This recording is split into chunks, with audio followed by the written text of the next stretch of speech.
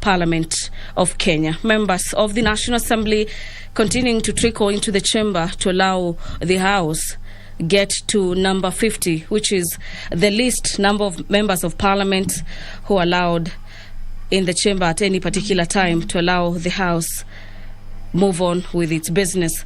The Sexual Offences Amendment Bill, a bill by Honorable Gathoni Mushomba, is also set for consideration before the House, and so is the Insurance Professionals Registration Bill, Bill number 25 of 2020.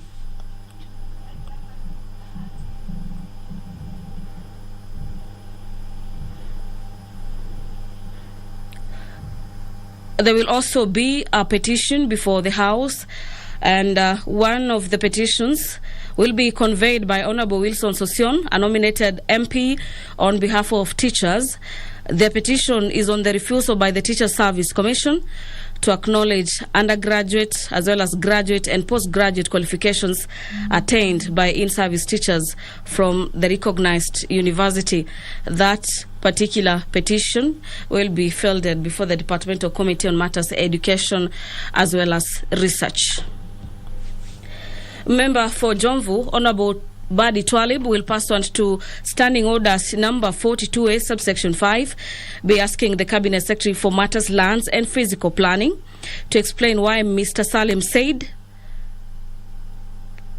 is yet to be compensated for the land compulsorily acquired by the government in 2015. This was to pave way for the construction of SGR, despite the land having been valued and awarded a letter. Also, the MP will also be seeking to understand what measures the ministry has put in place to ensure that Mr. Salim receives the compensation, and could the Cabinet Secretary also provide the timelines for the payment. Those particular questions will be replied before the Departmental Committee on Matters, Lands and Physical Planning. Homa Bay Town Member of Parliament, Honorable Peter Kaluma, will be asking the Cabinet Secretary for Education to explain the reasons behind the decision by the Kenya National Examination Council to merge examination centers. This is for purposes of hosting of primary as well as secondary school national examination. And did the council take into account factors such as the long distances the candidates will have to travel, their safety as well as welfare of those with physical disability prior to making the said decision, particularly for candidates in day school and primary schools? On that particular instance, the Honorable Peter Kaluma will finally measures the ministry has put in place to ensure that candidates, particularly pupils and those with disabilities, are not unduly disadvantaged by the merger. Questions by Honorable Peter Kaluma will be replied before the Departmental Committee on Education as well as Matters Research. The MP from Vita, Honorable Abdul Swaman Nasir Sharif Nasir, will be asking the Cabinet Secretary for National Treasury that following the dissolution of the Kenya Ferry Services as well as the transfer of its functions to the Kenya Ports Authority in June 2021, could the Cabinet Secretary provide the status of KFS employees with regards to their employment terms, matters welfare, including their salary increments, payment of arrears, as well as other benefits? And could the Cabinet Secretary also explain why an undertaking made in a meeting with the Departmental Committee on Matters Labour and Social Welfare, a meeting that took place in October 2021, and resolved to implement a collective bargaining agreement relating to KPA staff, is yet to be effected, and provide the timelines when the undertaking will be implemented? Questions by Honourable Member from Vita will be replied before the Departmental Committee on Labour and Matters Social Welfare. Kathiani MP Honourable Robert Mbui will be asking the Cabinet Secretary for Transport to explain the delays in the upgrading of Kenol Mitaboni as well as Kathiani Kaani Road to bitumen standards, yet funds for the same were allocated. The MP will also be seeking to understand what is the status of the contract. What is the status of the contract, rather, for the said road? And this is considering that the completion date has since lapsed, yet the project is incomplete. And what measures has the ministry put in place for speedy completion of the said road? And could also the Cabinet Secretary provide the expectation period for the completion timelines?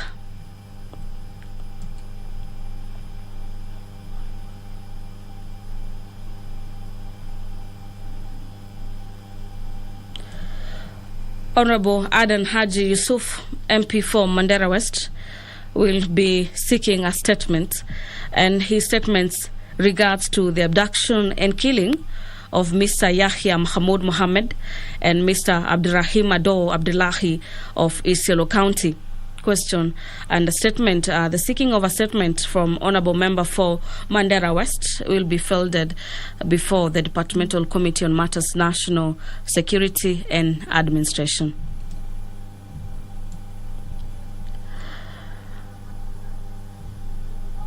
The House is yet to commence the transaction of its business this morning. This is owing to the fact that the House is yet to raise the least number of members of Parliament required to necessitate the House carry on with its business this morning. MPs continue trickling into the chamber to allow for the House to raise this number.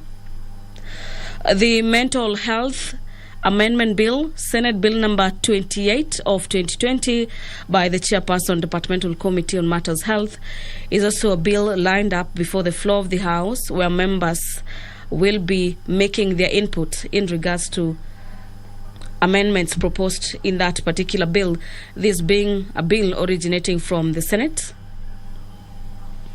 The Children Bill, National Assembly Bill number 38 of 2021, a government business by the Leader of Majority, is also currently at the second reading, and members will also be making their input into that particular bill. The Advocates Amendment Bill, a bill from the National Assembly, Bill number 43 of 2021, a bill by the Chairperson Departmental Committee on Justice and Legal Affairs, is also a bill before the floor this morning.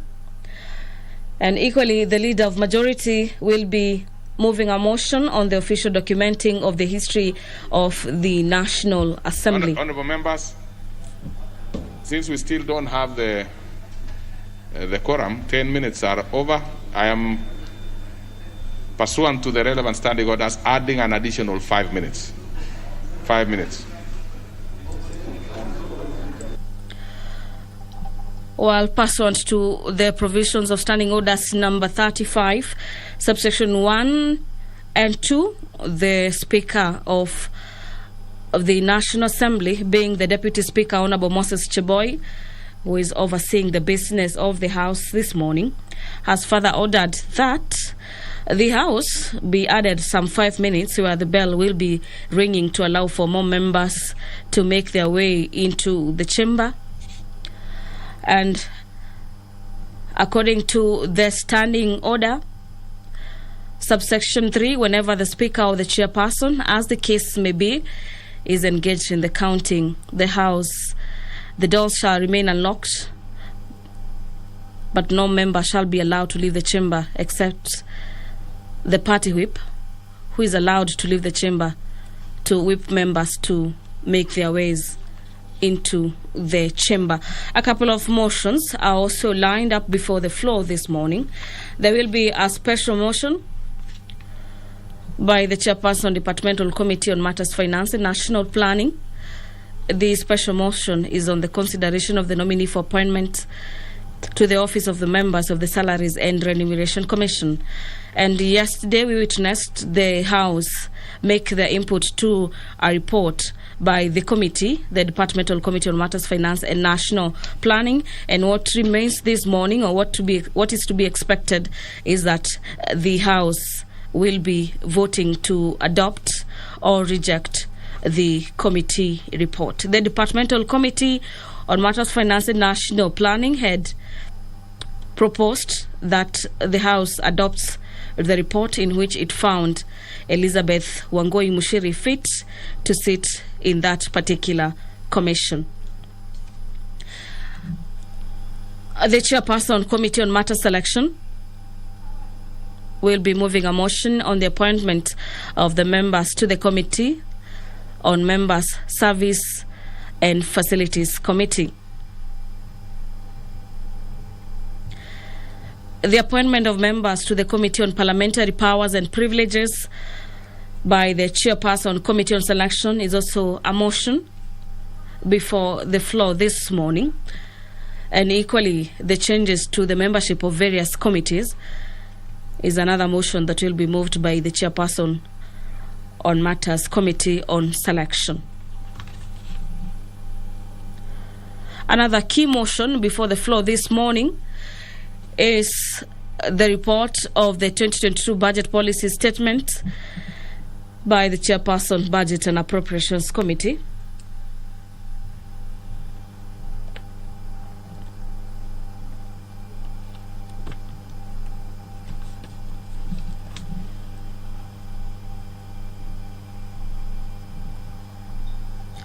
The Health Laws Amendment Bill by the Leader of Majority is also a motion where members are set to resume debate upon, as the time allocated for debate had not been concluded when the debate on that particular bill was interrupted on the February 8th, 2022. The Coffee Bill, a bill by the Chairperson Departmental Committee on Agriculture and Livestock, is another bill before the floor of the House, and so is the Sasako's Amendment Bill, National Assembly Bill number 55 of 2021. Order. We can now start business. Order. Take your seats, please.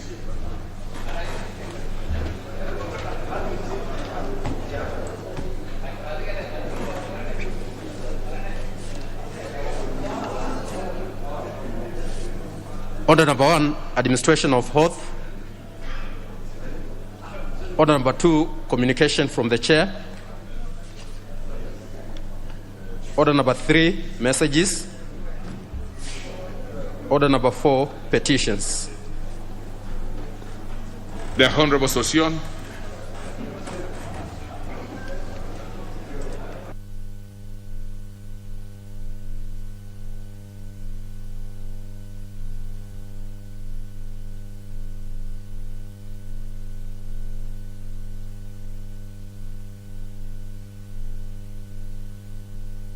Honorable Sosion, are you not ready?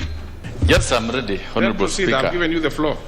Yes, Honorable Speaker, I rise to present a petition regarding refusal by the Teacher Service Commission to acknowledge undergraduate, graduate and postgraduate qualifications attained by teachers in service from recognized institutions and universities. I, the undersigned, on behalf of concerned teachers, draw the attention of the House to the following. 1, that the government of Kenya is committed to ensuring the policy of objectives for teacher education are aligned to meet the aspirations of the Constitution, Kenya's Vision 2030, and UNESCO's Education 2030 agenda exposed in Sustainable Development Goal number 4. Honorable Speaker, that Section 35(2)A of the Teacher Service Commission Act 2012 emphasizes the need for the Commission to require every registered teacher to undertake career progression and professional development programs. 3, that in recognition that continuous professional development of teachers is important in updating and development of the competencies of the teaching staff through acquisition of new skills, the Ministry of Education has integrated education and training in national development plans and strategies. 4, that in the interest of self-improvement, many teachers have progressively advanced their qualifications by pursuing and successfully earning higher qualifications ranging from diplomas, bachelors, masters, and even doctoral degrees. That, Honorable Speaker, the ILO UNESCO recommendation concerning the status of teachers of 1966 states that teaching is a form of public service which requires of teachers expert knowledge and specialized skills acquired and maintained through rigorous and continuing studies. 6, that the acquisition of higher certificates and qualifications undoubtedly equips teachers with specialized skills which enhance their professional competencies, mastery of content, and quality of delivery. 7, that in pursuit for higher qualifications, teachers had legitimate expectations that TSC would reciprocate through commensurate compensation of their efforts in bettering the teaching profession with effect from the date of their graduation. 8, that unexpectedly in 2014, Honorable Speaker, the TSC declined and terminated and stopped to acknowledge and reward in-service teachers for the bachelor's, master's, or doctoral and even diploma certificates that they acquired from recognized universities as part of their personal career development. 9, that the decision by the Teacher Service Commission disillusioned teachers and negated its goal of building a highly knowledgeable teaching force through self-initiated career progression and professional development. 10, that the Teacher Service Commission action contradicts ILO UNESCO Convention 1966 recommendation that authorities, and I quote, authorities and teachers should recognize the importance of in-service education designed to secure systematic improvement of the quality and content of education and teaching techniques.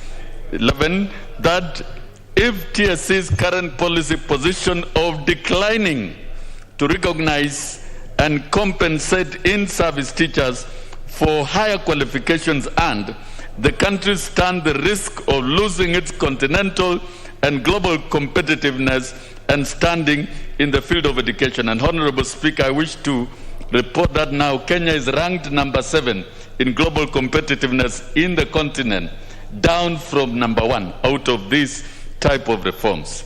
Honorable Speaker, 12, that efforts by the petitioners to move the TSC to address the matter have been unsuccessful. 13, that the issues in respect of which the petition is raised are not pending before any court of law, constitutional, or any legal body. Therefore, Honorable Speaker, your humble petitioners pray that this House, through the Departmental Committee on Education and Research, intervenes in matters raised in this petition, and 1, inquires into the circumstances under which the Teacher Service Commission has since 2014 unilaterally declined to recognize diplomas, undergraduates, graduates, and postgraduate degrees earned by in-service teachers from recognized universities. 2, recommends that the Teacher Service Commission immediately puts in place necessary policy guidelines to promote or upgrade teachers who successfully acquire higher qualifications from recognized institutions in line with international best practices and the recommendations of the ILO UNESCO Conference of 1966 on the status of teachers. And 3, make any other recommendations deemed fit in addressing the plight of the petitioners with a view to safeguarding Kenya's competitiveness and hitherto coveted place in the field of education. And your petitioners, Honorable Speaker, will ever pray. Thank you. Very well.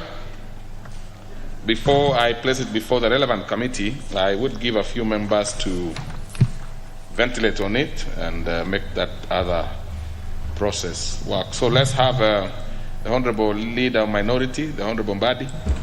Thank you, Mr. Speaker. Mr. Speaker, I want to support this petition by Honorable Sosion, and I want to congratulate him for representing teachers very well. Mr. Speaker, teaching is a noble profession, we have always said. And I will tell you, any society that does not invest in education is a society that is not progressing at all. And so, Mr. Speaker, the way we handle and treat our teachers is very, very important. And I want to advise or add that when this committee is looking at this matter, there are issues that need to be looked into, which may require even budgetary allocation by this House. So if there is need for budgetary allocation, the committee should recommend, even with figures, how much this House should provide so that we recognize and respect our teachers. Mr. Speaker, before I conclude, when one applies for admission to a university or any other college for either diploma, degree, or postgraduate degree, undergraduate degree or postgraduate degree, there is minimum qualification requirements. And once someone has met that and has already gone through the process and qualified, then you should not have any other body trashing that qualification. So, Mr. Speaker, to get a degree involves investment by these very teachers. And, Mr. Speaker, I'm sure if you don't have someone in your family who is not a teacher, who is a teacher, at least you have a friend, you have a relative, you have someone close to you, even a neighbor. You represent teachers. Look at the kind of salary they earn. If someone can sacrifice part of that salary to improve his or her education, Mr. Speaker, it doesn't make sense that once you complete, then that very paper that you toiled so hard for 4 years plus to get, that it is not recognized, that it doesn't add any value to your life, Mr. Speaker. And these teachers are about to retire. Now, when they retire with those certificates, what value will it add to you when people mention in your funeral that at least you went up to university? That is the only mention that will come out of that paper. It is sad. It is immoral, Mr. Speaker. It is something that this committee must look into and bring recommendations that this House can implement, even if it means allocating more resources. We can do it because our teachers are not treated well, Mr. Speaker. Thank you. I support. Very well. Let's have, I have too many teachers running in the line, so maybe just to confirm that, including, let's proceed. Honorable Tongi. Thank you, Honorable Speaker, for the opportunity also to support this, the petition. Honorable Speaker, I believe that we are all a function, a product of teachers. And the teachers have given a lot of contribution to Kenyans to where we are today, Honorable Speaker. Without the teachers, we would not be having the kind of quality we have in Parliament here today, Honorable Speaker. We would not be having the doctors that we're having today in the country, Kenya. We would not be having the professionals that we have in the country, Honorable Speaker. And we need to appreciate that if people fail exam at any given point, depending on the circumstances at that point in time, Honorable Speaker. People have gone back to school to enhance and improve their capacity of delivery of service. If a teacher has gone back to school because he or she has realized the opportunity that they would add, the value they will add to the community, to Kenyans, Honorable Speaker, they should not be punished, rather they should be rewarded. This idea of punishing them by not giving them promotion on account of what they have sacrificed so much, Honorable Speaker, because like my colleague has said, education is an investment, just like any other investment. Okay, Honorable Tongi, please wind up because I really don't intend to open it too much. Thank you. Honorable Speaker, I'm guided and I support the motion because as a former teacher, I believe that that's the way to go. We should reward and encourage teachers for better performance and improving the country, Kenya. Thank you. Okay. Honorable Sankok, again, you are top on the list here.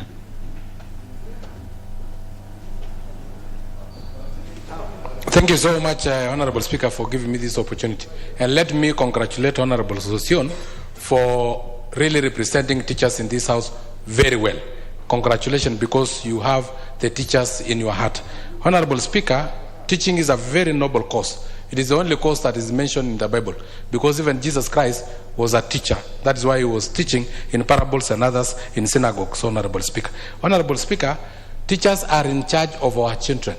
We only have our children at home for 3 months, and they are in school for 9 months, meaning they are the parents of our children, Honorable Speaker, and they mold our children. So we must reward them, and we must make sure that this noble cause as it is, Honorable Speaker. Honorable Speaker, there will be no engineers, no doctors, no any other profession without teachers. Okay. Honorable Speaker, when they invest in education, we must motivate them that there is return in investment. That is the only way all the other teachers can go to university and read, Honorable Speaker. So I support. Okay. Then it is referred to the Committee on Education, and we expect them to move with speed to sort out the issue and address the petition as required by the standing orders. I think the Honorable Sossion, you still have an issue? I think you don't. Let's have the relevant committee dealing with it. And honorable members, I want us to rearrange the order paper of this morning, since I know how difficult it is for us to proceed at some certain points here. We bring order number 8 so that we can dispense off with that and then come back to the normal order that we were proceeding with. Order number 8, the Pensions Amendment Bill, National Assembly Bill number 26 of 2020, question to be put. Having just had the numbers checked, I want to put the question, which is that the Pensions Amendment Bill, National Assembly Bill number 26 of 2020, be now read a second time. Will as many as of that opinion say aye? Aye. Many as of a contrary opinion say nay? The ayes have it. So we go back to the normal order. A bill for an act of Parliament to amend the Pensions Act and for connected purposes. Very well. Order number 5, papers. Leader of Majority Whip. Thank you, Honorable Speaker. Honorable Speaker, I beg to lay the following papers on the table of the House today, Wednesday, February 9th, 2022, morning sitting. Reports of the Auditor General and financial statements in respect of the following institutions for the financial year ended 30th June 2021 and the certificates therein. 1. Kenya Climate Smart Agriculture Project, State Department for Crop Development and Agricultural Research. 2. Northern Corridor Improvement Project, Kenya National Highways Authority. 3. Global Fund Malaria Control Program Grant. 4. East Africa Public Health Laboratory Networking Project. 5. A case study on integrated delivery of selected non-communicable diseases in Kenya, Moi Teaching and Referral Hospital. 6. Capacity Development Project for Enhancement of Rice Production in Irrigation Scheme in Kenya, State Department for Crop Development and Agricultural Research. 7. National Agricultural and Rural Inclusive Growth Project, Ministry of Agriculture, Livestock, Fisheries and Cooperatives. 8. Supporting agricultural input and output marketing policy and regulatory reforms to improve the enabling business environment for agriculture in Kenya, State Department for Crop Development and Agricultural Research. 9. Mombasa Mariakani Highway Project, Kenya National Highways Authority. 10. Mombasa Port Area Road Development Project, Kenya National Highways Authority. 11. Sirari Corridor Accessibility and Road Safety Improvement Project, Kenya National Highways Authority. 12. Dualling of Magongo Road Phase 2 Project. 13. Dualling of Nairobi Dagoretti Corner Road Phase 2, Kenya Urban Roads Authority. 14. Kenya Urban Support Program, State Department for Housing and Urban Development. 15. Nairobi Western Bypass Project, Kenya National Highways Authority. 16. Nairobi Metropolitan Services Improvement Project, State Department for Housing and Urban Development. 17. Eastern Africa Regional Transport Trade and Development Facilitation Project. 18. Dualling of Magongo Road Phase 2 Project, Kenya National Highways Authority. 19. Coordination of Population Policy Implementation Project. 20. Strengthening fertilizer quality and regulatory standards in Kenya, State Department for Crop Development and Agricultural Research. 21. Upper Tana Catchment Natural Resources Management Project, Ministry of Water, Sanitation and Irrigation. 22. UNICEF Kenya Generation Unlimited Project, Executive Officer of the President. 23. Safe Roads Usalama Barabarani Program, National Transport and Safety Authority. 24. Horn of Africa Gateway Development Project. 25. Land-Based Emissions and Estimation SLIC Project, Ministry of Environment and Forestry. 26. Kenya Aviation Modernization Project, Kenya Airports Authority. 27. East Africa Skills for Transformation and Regional Integration Project, Kenya Coast National Polytechnic. 28. Financing Locally Led Climate Action Program Preparation Advance. 29. National Information Platform for Food Security and Nutrition Project. And 30. East Africa Regional Transport Trade and Development Facilitation Project. Thank you, Honourable Speaker. Very well. That was a very long one. So we go to the next order. Order number 6, notices of motion. Majority Whip. Thank you, Honourable Speaker. Honourable Speaker, I have 3 motions which I intend to put notice. On behalf of the Chairperson Committee on Selection, Honourable Speaker, notice of motion, further changes in committee membership.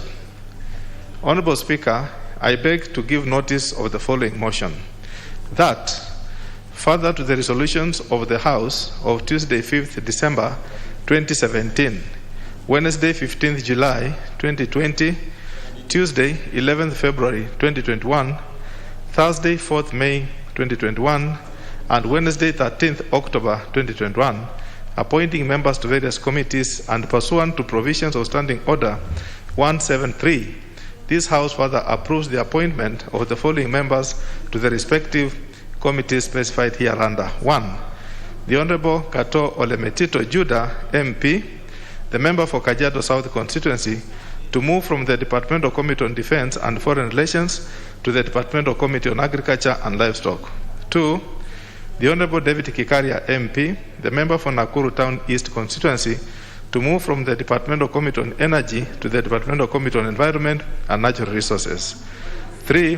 The Honourable Jafet Kareke Mbiuki, MP, the member for Mahara Constituency, to move from the Departmental Committee on Environment and Natural Resources to the Departmental Committee on Trade, Industry and Cooperative. 4. The Honourable William Kipkemoi Kisang, MP, the member for Marakwet West Constituency, to move from the Departmental Committee on Communications, Information and Innovation to the Departmental Committee on Lands. 5. The Honourable Ali Wario, MP, the member for Bura Constituency, to move from the Select Committee on Regional Integration to the Departmental Committee on Energy. 6. The Honourable Catherine Waruguru, MP, the member for Laikipia County, to move from the Departmental Committee on Agriculture and Livestock. 7. The Honourable Adan Keinan Walie, MP, the member for Eldas Constituency, to move from the Select Committee on National Cohesion and Equal Opportunity to the Departmental Committee on Defence and Foreign Relations. 8. The Honourable Jeremiah Ngayu Kioni, MP, the member for Ndarakwa Constituency, to move from the Constitutional Implementation Oversight Committee to the Departmental Committee on Energy. 9. The Honourable Khatib Abdallah Mwashetani, MP, the member for Lungalunga Constituency, to move from the Departmental Committee on Lands to the Departmental Committee on Trade, Industry and Cooperatives.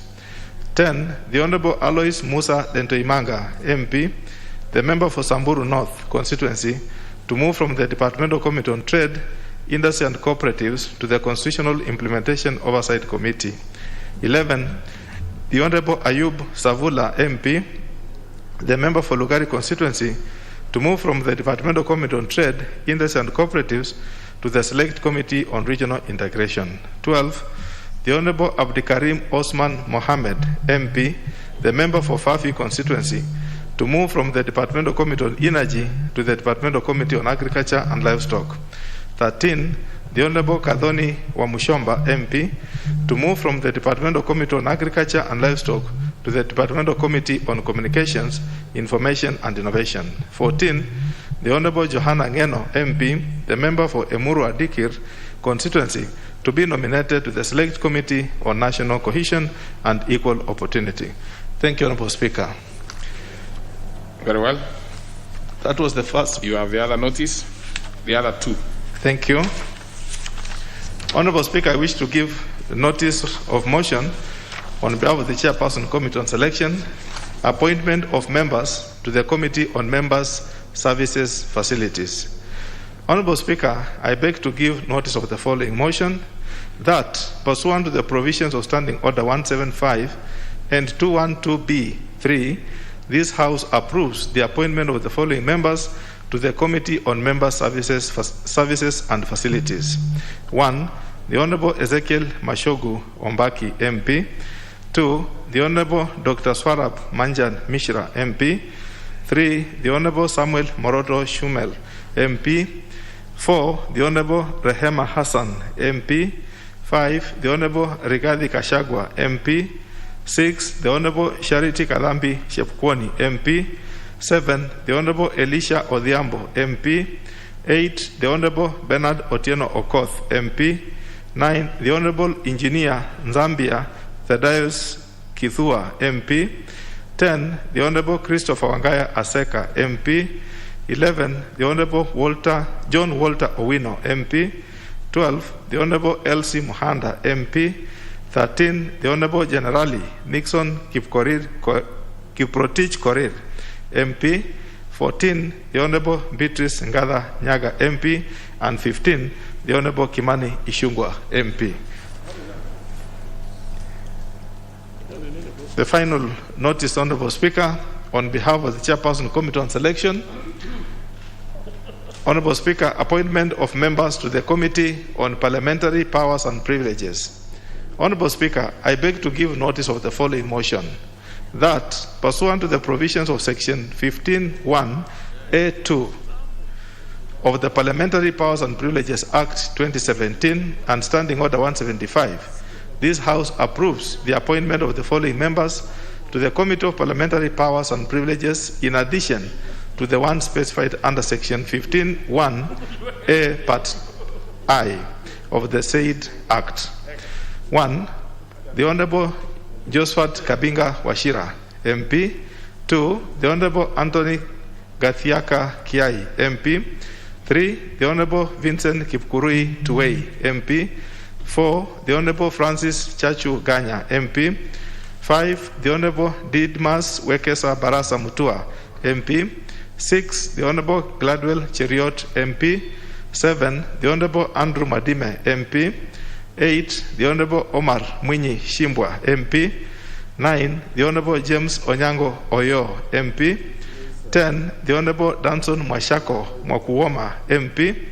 11, the Honorable Oscar Kipchumba Sudi, MP. 12, the Honorable Johanna Ngeno, MP.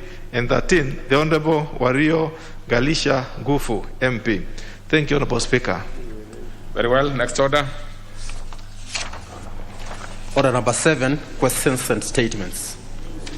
Under that particular order, we have 5 ordinary questions. We'll start off with the Honorable Badi Twalib. No. Well, the following members have made requests for deferment, including the Honorable Badi Twalib and the Honorable Robert Mbui, and therefore I will defer these particular questions to another opportune time. So we'll go to the next. The Honorable Member for Homa Bay Town, the Honorable Peter Kaluma. Thank you, Honorable Speaker. Honorable Speaker, I stand to ask question number 023 of 2022. It's a question to the Cabinet Secretary for Education. Honorable Speaker, 1, could the Cabinet Secretary explain the reasons behind the decision by the Kenya National Examination Council to merge examination centers for purposes of hosting primary and secondary schools national examinations?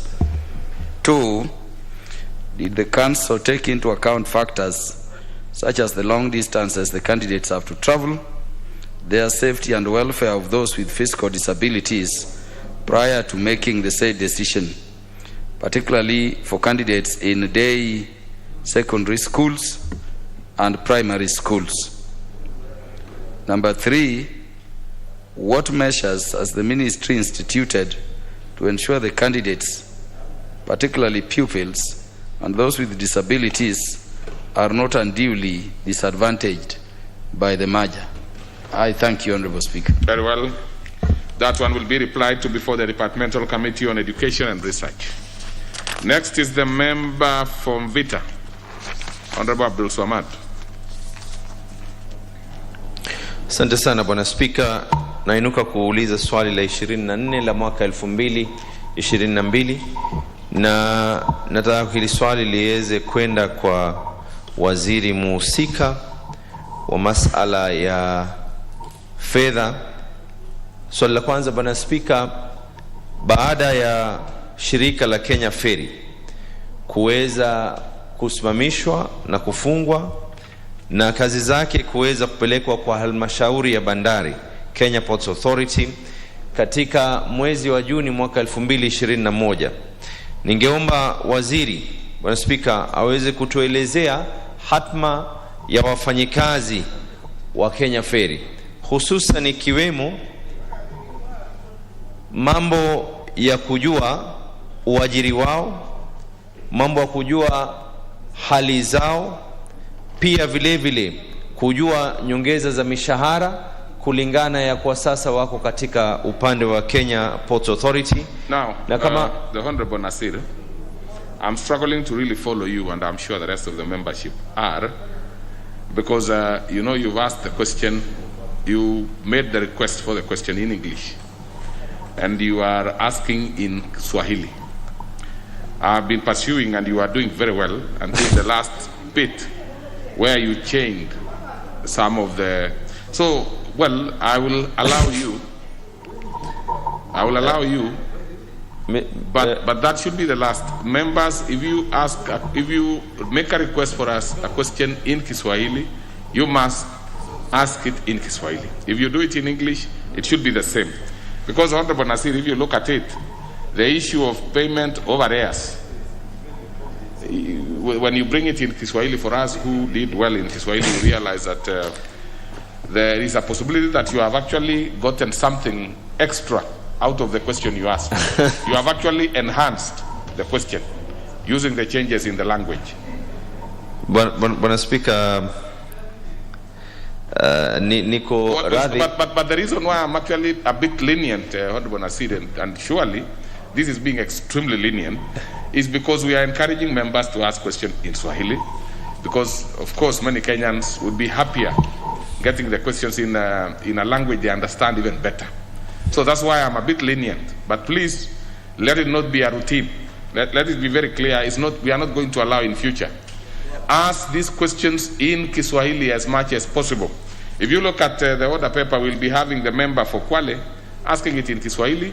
She made a request in Kiswahili. So whereas I'm a bit lenient, the Honorable Nasir, we will eventually ask the clerks, the office, to basically, interpret the question you've asked in Kiswahili, so that what you had asked in English is going to be the one you are going to achieve in Swahili. Asante sana Bwana Speaker.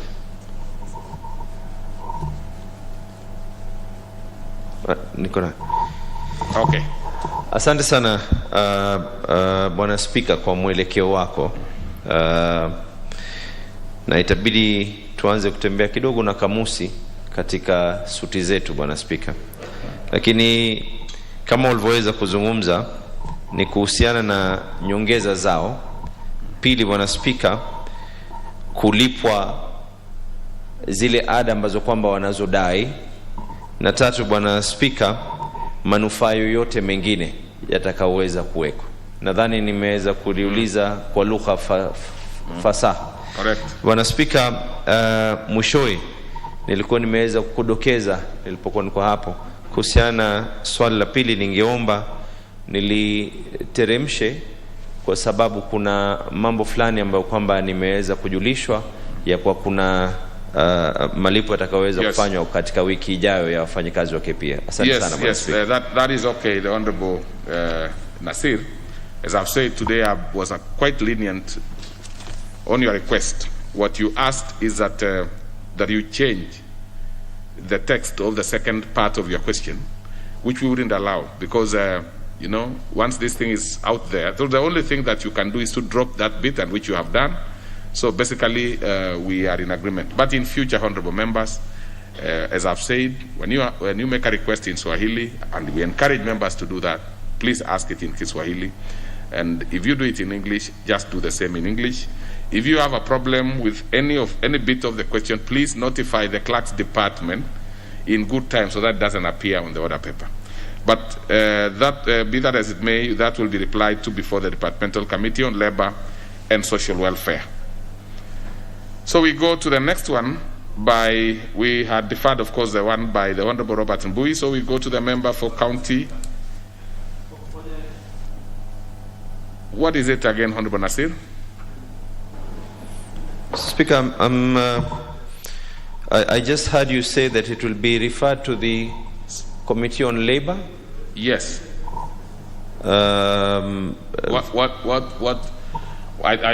Looking at it, basically, this is a labor issue, isn't it? Noted, Mr. Speaker. Noted. What, in your opinion, what is the committee that you are thinking would be most appropriate? We have no major issue, but these are matter of payments, of arrears, benefits. Actually, Mr. Speaker, because this is an in-house thing on KPA and Kenya Ferry, so it is not really as much. It is an issue of how they are going to absorb those employees of Kenya Ferry into. I think the second part was more related. Actually, that is basically that's what, and that is the reason. First, let me ask you, which is the committee? Are you interested in having it before the Labor Committee, not the Transport Committee? I think the first one would be better off, because with Kenya Ferry and KPA is currently under National Treasury. This would be better off with the Finance Committee, because it is an in-house thing for them to now deliberate and confirm. The second part was the one that was more labor-related. Allow me to consult on that briefly. Noted. The reason why I'm saying that is because, as I've said, you asked two questions. The second one, actually, you are going to be asking that you actually met with the Departmental Committee on Labor and Social Welfare on October 2021. Yes. So the question was better off with the Committee on Labor. Exactly. Now, I want to consult and see whether it is the Committee on Finance or Committee on Transport. Then I'll make a very quick one after the other question has been asked. Noted. Actually, the reason I was suggesting Treasury, Mr. Speaker, is because Kenya Ports Authority, under the executive order, the services are currently, the mother ministry is Treasury. Okay. No longer transport. Just 1 minute. Probably, I think you'll be more comfortable if I make that ruling quickly.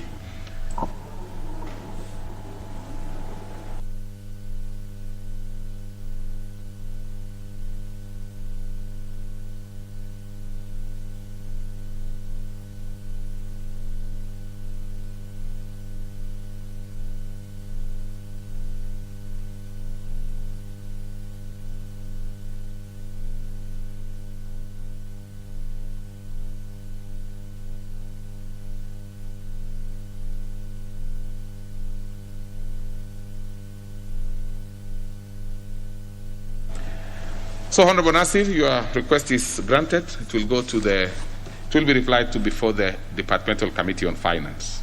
I think that makes you happy. Now we go to the member, tutamuita mjumbe wa kaunti ya Kwale. Asante sana. Ambaye anaitwa Mheshimiwa Zuleika Hassan. Naam, asante sana Bwana Spika kwa kunipatia hii nafasi. Naomba kuuliza swali la 27 la mwaka huu wa 2022 kwa waziri wa leba na mambo ya kijamii. Wizara itaanza lini kuandikisha wazee, mayatima na watu wenye uwezo maalum wapya ili wapokee fedha za msaada za serikali? Asante. Now, hiyo itajibiwa mbele ya kamati ya idara ya leba na mambo ya kijamii. Right? So that marks the end of our question time, and therefore we go to the second bit, which is statements, and let's give the opportunity to Honorable Adan Haji Yusuf, member for Mandera West, to make his statement request. Thank you, Mr. Speaker. I rise, Honorable Speaker, pursuant to order, Standing Order 44-2C, I rise to request for a statement from the chairperson of the Departmental Committee on Administration and National Security regarding the abduction and subsequent killing of Yahya Mohammed Hassan, ID number 260-93404, age 34 years, from Golbo Ward of Moyale Sub-County, Marsabit County, and Mohammed Abdullahi, a police officer, force number 100594, who was based at the DCIO office in Embu County. Honorable Speaker, sir, on Thursday, 22nd of January 2022, Yahya Mahmoud Hassan and Abdurrahim Abdullahi, the police officer, were abducted by an unknown person allegedly suspected to be security officers at the junction of Isiolo and Meru at around 10:37 a.m. based on their last telephone contacts while in Abdurrahim's car, Toyota Royal Crown KBX 773V, which was later found dumped at Kambigarba area of Isiolo.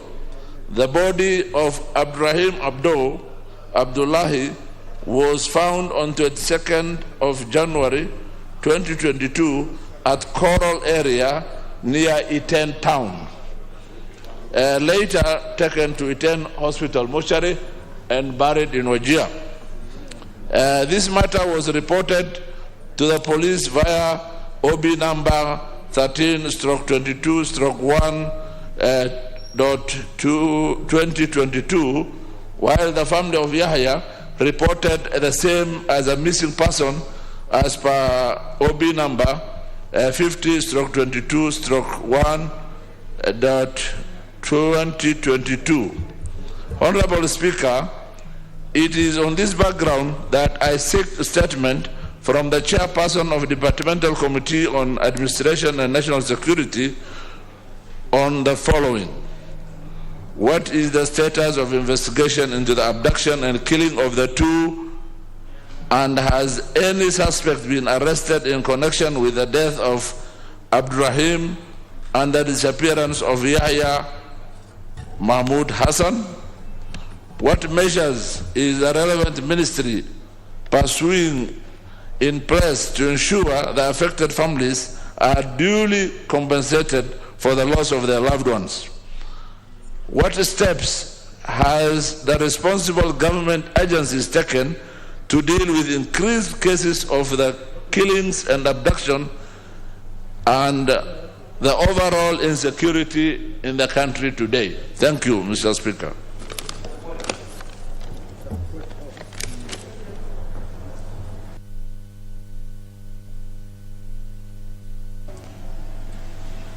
Okay. Honorable members, we will move to the next order. And remember, that was a request for statement, not a petition.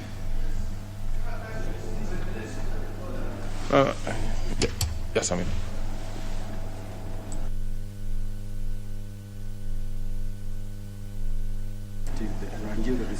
Honorable members, that will not be opened for obvious reasons. You see, you will resolve that issue at the committee, and when there will be response, you will have an opportunity to ventilate on it one way or the other. It happens more with petitions. It does not happen with statements. What is it? No, it's not easy to recognize you when you are seated elsewhere. What is your issue? Thank you, Honorable Speaker. Honorable Speaker, the issue that has been raised by Honorable Adanaji is a matter of national concern. It is a matter that concerns the people of Kenya. As those of us who have come through the security profession, Kenya has a very elaborate security system, very professional officers who are manning those dockets. We have no doubt that they will carry out duties as far as securing Kenya is concerned. I think any life that is lost in this country, it is sad for the families, but also it is sad for this country. This is a country that is governed by the rule of law. Any individual who is suspected to be involved in crime must be brought before a court of law so that they can be prosecuted. If they are found culpable, then they will find their place at the right place. Honorable Raso, you know, you have gotten an opportunity to speak by, I wouldn't say false pretenses, because you see, this is a National Assembly, we do not proceed on false pretense matter here. Because, you know, I expected you to have, there was a point of order you raised, so I wanted to get what is out of order.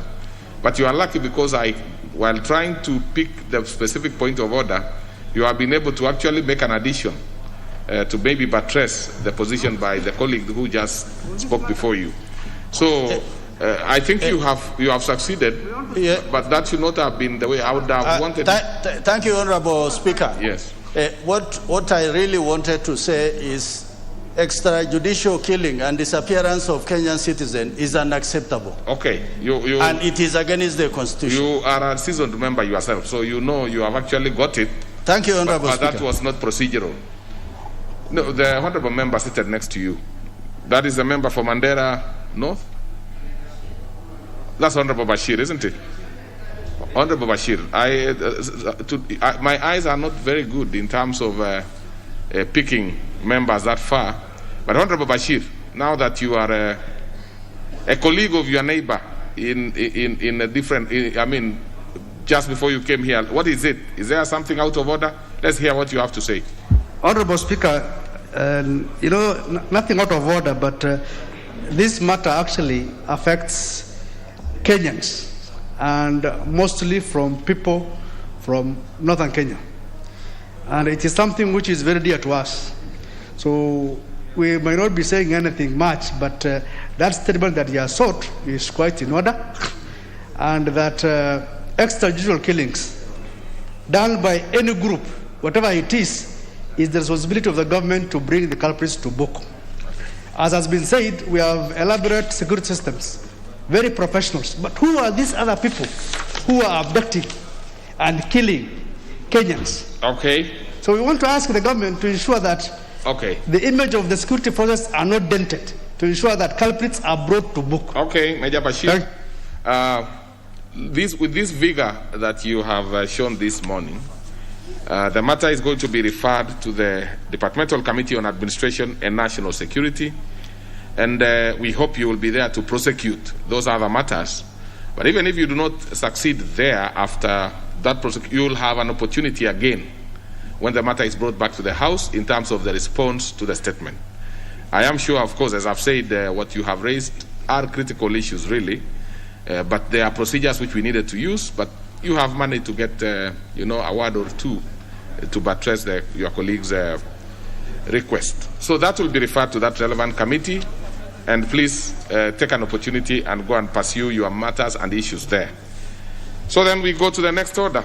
And before we go to the next order, just to say that there is, it's confirmed that we will not be having, we'll be stepping down from the order paper, the Alcoholic Drinks Control Amendment Bill, National Assembly Bill number 70 of 2019 by the Honorable Sylvana Sosoro under his request.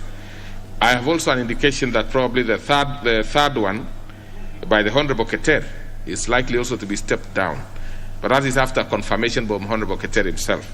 So we will proceed with the Industrial Training Amendment Bill, National Assembly Bill number 4 of 2019 by the Honorable Jude Jomo.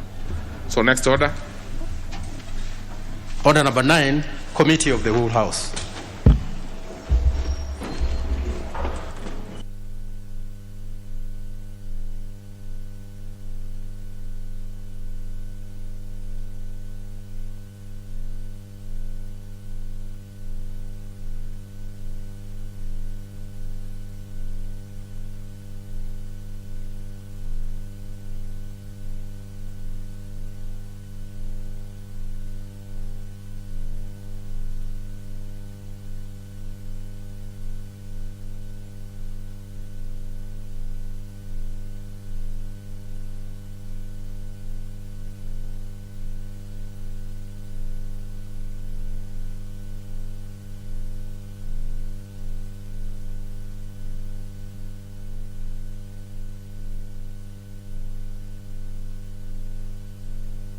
So we are starting with the industrial. Honorable members, order. We are now in Committee of the Whole House to consider 3 bills. We shall start with the Industrial Training Amendment Bill, National Assembly Bill number 4 of 2019. The chairperson of Labor and Social Welfare Committee is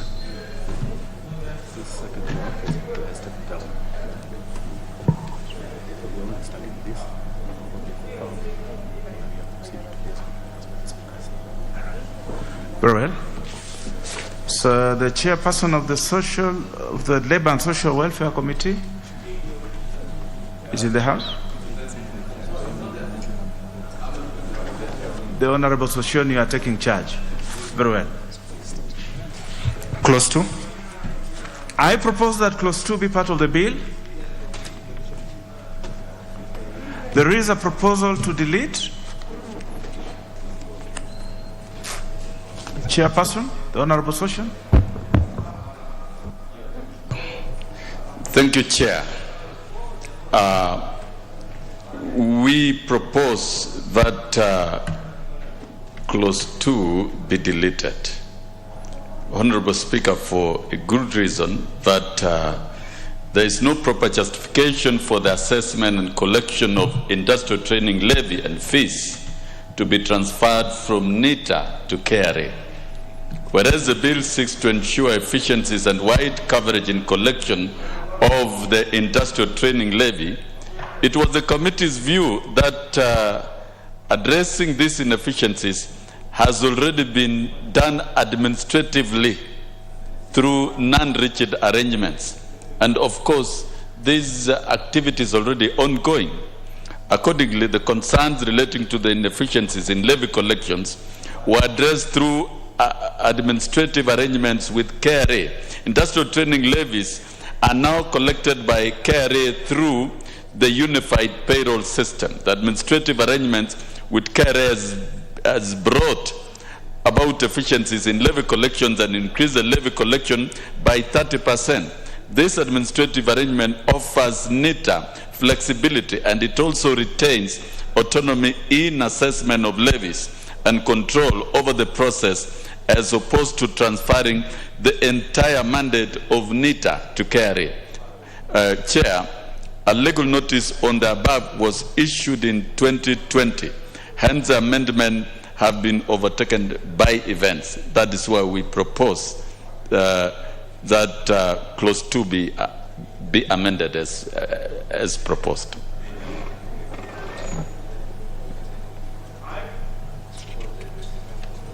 I propose the question that Clause 2 be deleted as proposed by the chair. Of course, I'll give the first opportunity to the owner of the proposals, the Honorable Jomo Kangethe, member for Kiambu. Bwana Chair, the major role of this House is to legislate and to make rules. And what is happening is that the executive is abrogating itself rules of making legislation. Mr. Speaker, Mr. Chairman, I brought this bill for the first time in this Parliament in 2015, but did not see the light of the day because of the delays that were there during that Parliament, and it was not able to see the light of the day. Now, I brought it again in 2018, and this is the time we have come now for that reading. In the process, the executive have seen what we want to attain from this bill, and they have used a shortcut to attain the same purposes. In 2020, the minister in charge of labor introduced a gazette notice mandating KRA to do exactly what we want this bill to attain. So what will happen next time when we get a minister who is not interested in this? And the whole purpose of giving KRA this mandate is to make sure that all the people all the employers who are supposed to remit their levy do remit the levy.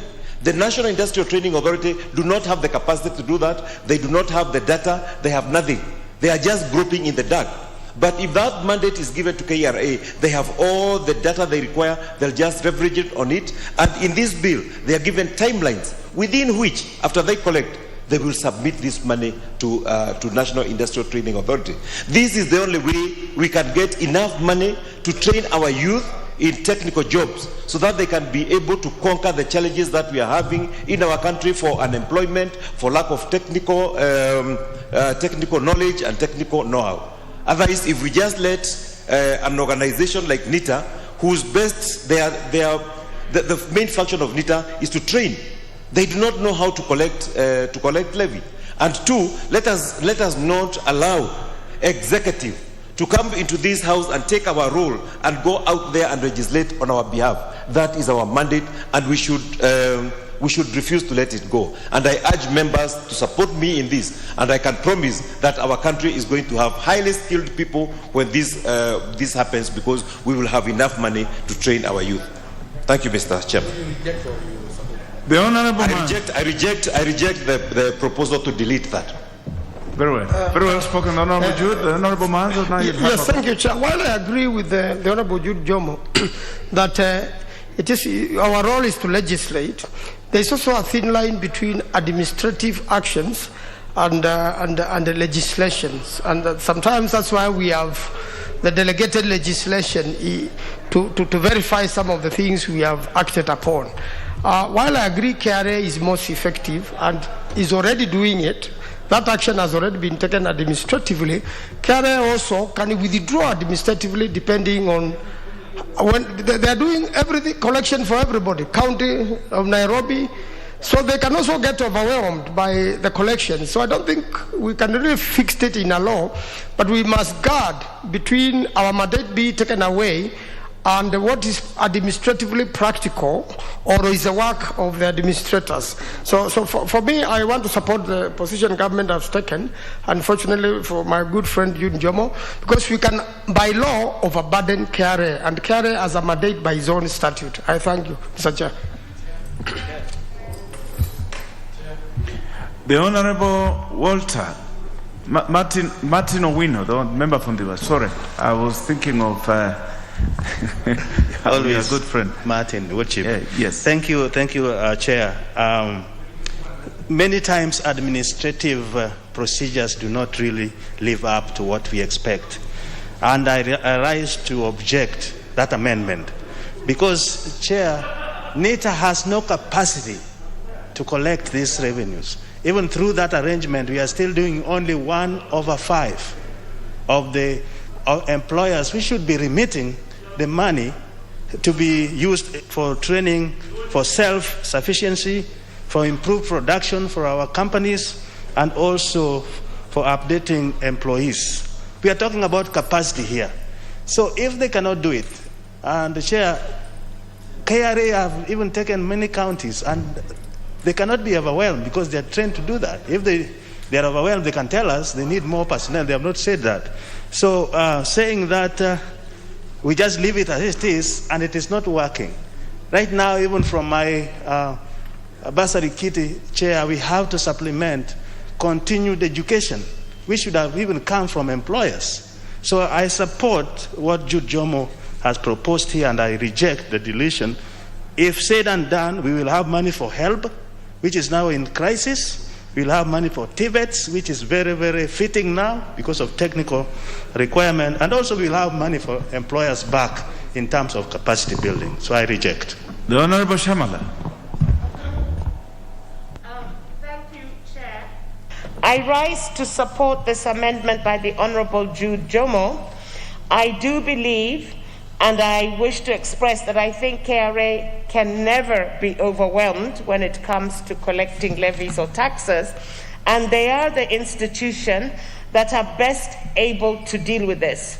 We cannot, and it is extremely important that we appreciate and understand the power of technical training, and also that we respect it. We can't all be in formal education. We can't all be teachers, doctors, and lawyers. There was a time several years ago when we had polytechnics, when we rolled out excellent technical workforce, and this technical workforce must rise up again. There must be an incentive for them, and they must realize that there is honor and there is dignity in this particular area. And I agree that the body most capable, the body that has the most capacity, the body that will have the most impact will be the KRA. With those few remarks, I do support. Finally, the Honorable Angwe. Thank you, Honorable Chair. Honorable Chair, I wish to support the proposal by Honorable Jude Njomo that we retain KRA. I want to speak, Honorable Chair, as somebody in budget committee. Once you associate, when you look at the A&A that's collected by state agencies vis-a-vis the tax collected by KRA, it's almost to a measure of 95-5. Therefore, Honorable Chair, it's important we let this money be collected by KRA and appropriated with the instructions from the agency to support our youth. I wish to support the proposal by Honorable Jude Njomo. The Honorable Brighton, member for Konoin.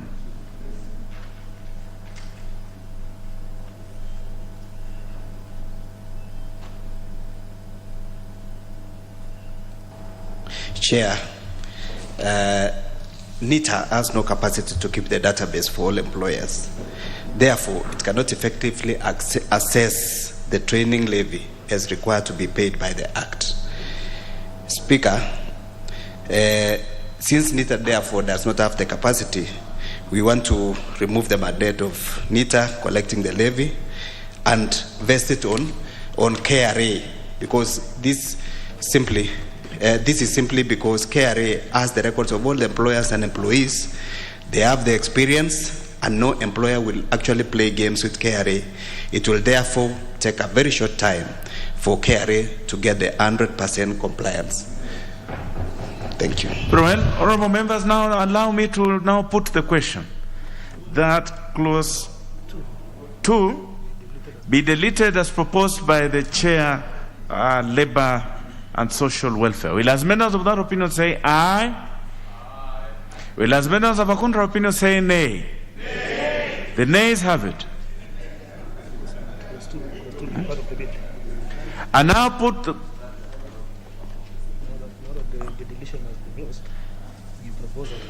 yes, now that I now put the question that clause 2 be part of the bill. Will as men of that opinion say aye?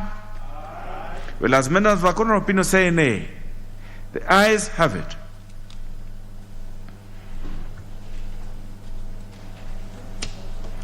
Clause 3. Clause 3. I propose the question that clause 3 be part of the bill. Delete also.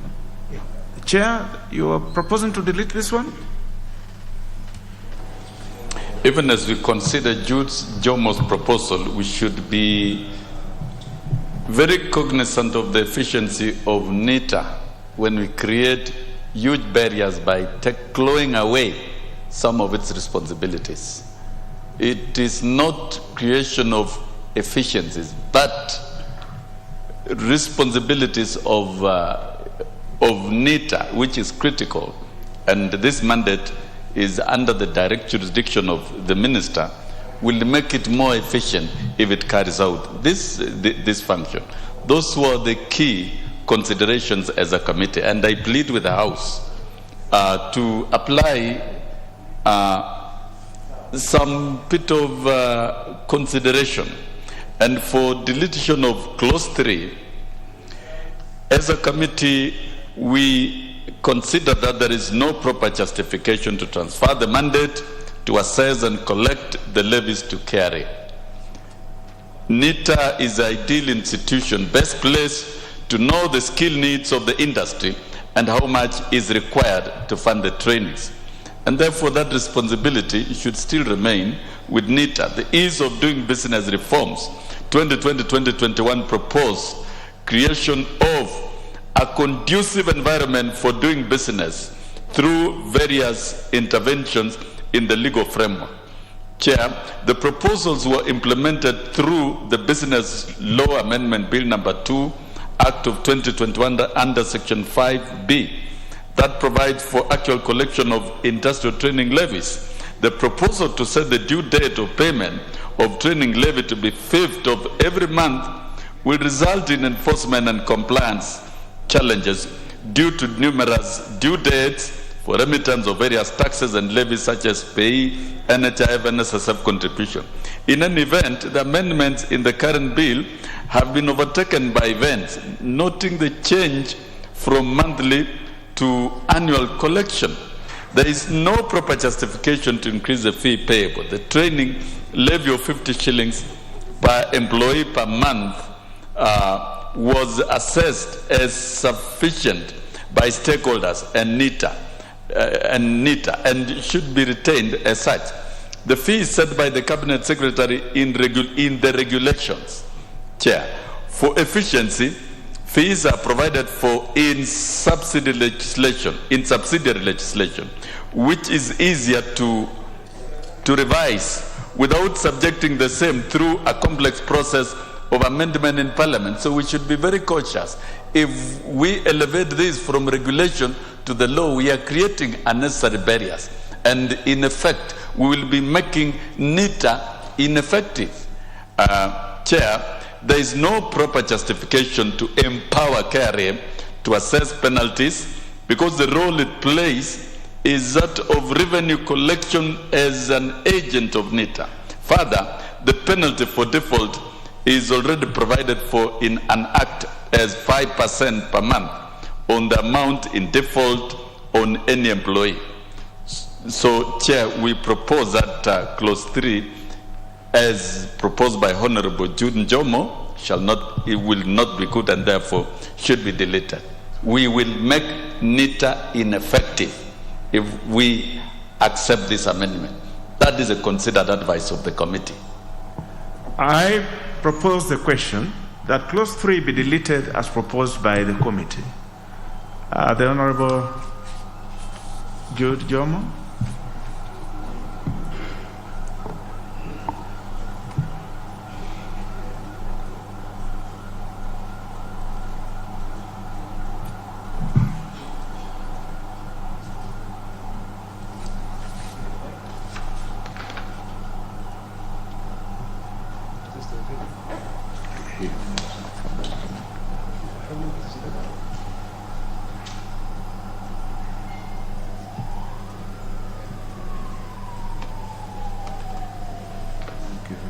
Any other one that is close to him? Jude, there seems to be a problem with the mic.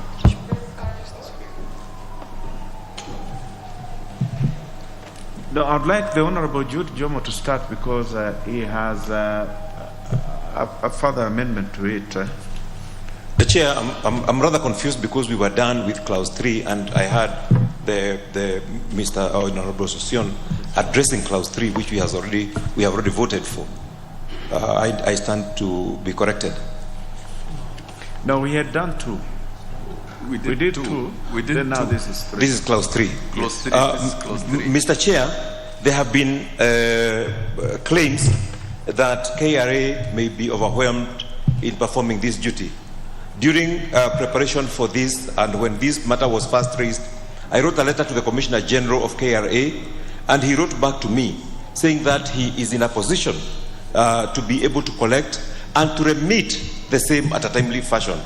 There is also another notion that is being brought, that it is KRA who are going to assess and even put penalties. In this case, what we are doing is just making KRA an agent of NITA, because they are specialized in collecting levies and taxes. So they are going to act as agents for NITA, and they will only be paid a commission for the work done.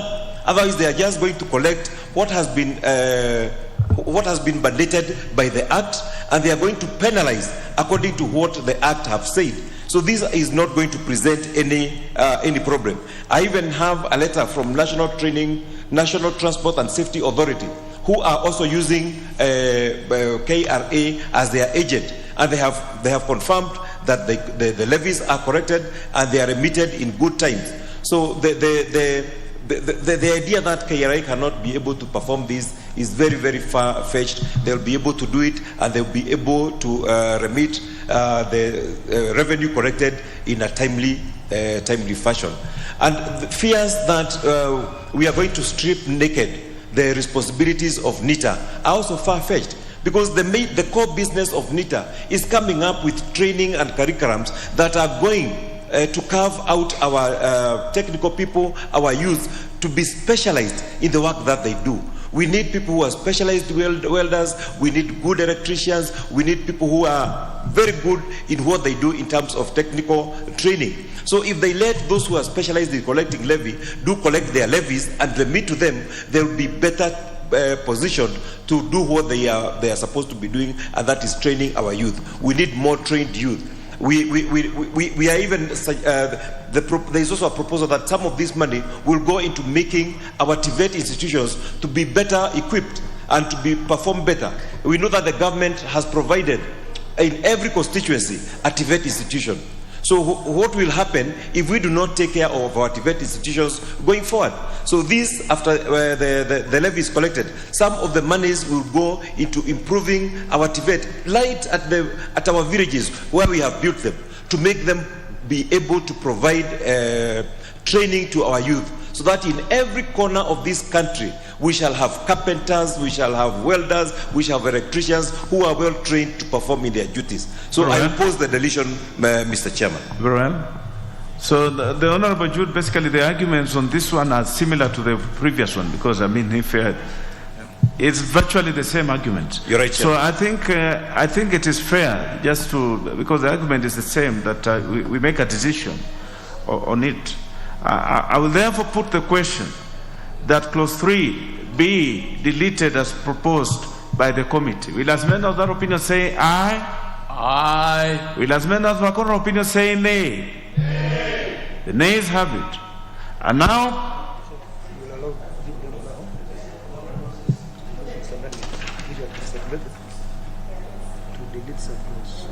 yes. The Honorable Jude Jomo, you remember I mentioned that you have a further amendment to this in subclause 5. I will now give you an opportunity to move before I put the global question.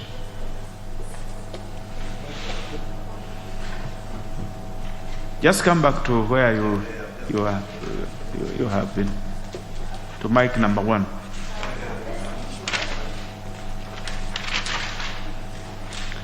Put off that one, that is with the chair.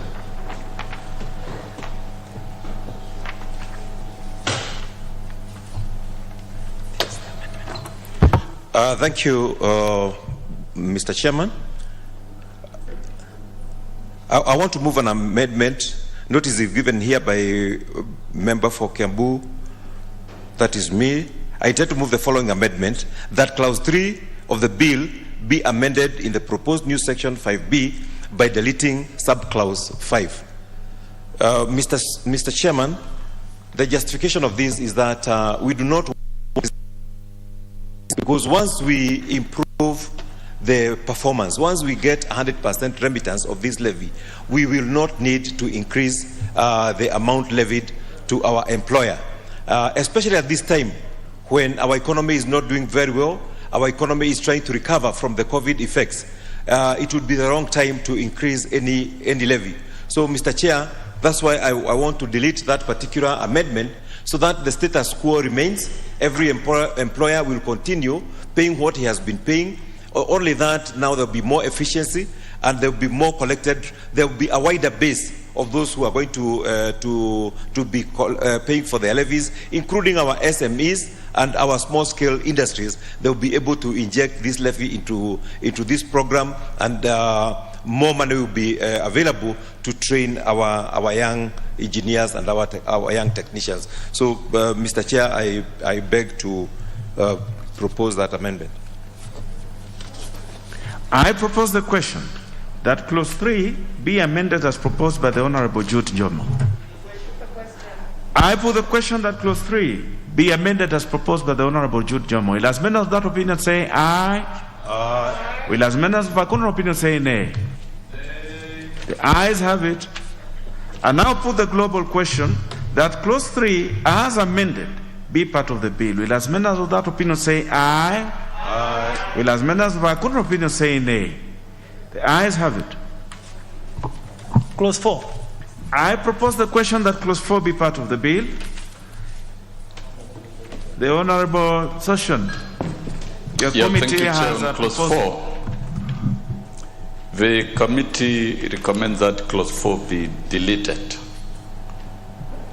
for good reason, that there's no proper justification for the industrial levy to fund other programs that are not workplace related, that is TVET and even Higher Education Loans Board. This is because the Industrial Training Act is an act of Parliament relating to the regulations of training of persons engaged in industry. The training of persons engaged in industry is supported by the Industrial Training Levy, which is an employer's money. The Industrial Training Levy funds works better if utilized for workplace trainings to increase productivity of staff. So actually it's a deduction that focuses on training the capacity of staff. Thus the distribution of levy collected to other institutions undermines the essence of having an industrial training levy fund. Chair, there is no proper justification to increase the fee payable. The training levy of Kenya shillings per employee per month, or 600, was assessed as sufficient by stakeholders and NITA. Yes, sorry. Chair, contributing towards the training is undertaken on persons before the entry to the world of work, which is contrary to the intentions of the Act and contemplates training after employment. It also removes the focus of the Industrial Levy Fund from workplace training. Additionally, these institutions propose to benefit through checker and other revenue streams, funding the same institution through levies collected from employees leaves NITA with little resources to benefit the employees. This one I plead with the House this time round, because then this is a deduction from workers meant to build the capacity of workers. It cannot then be directed elsewhere.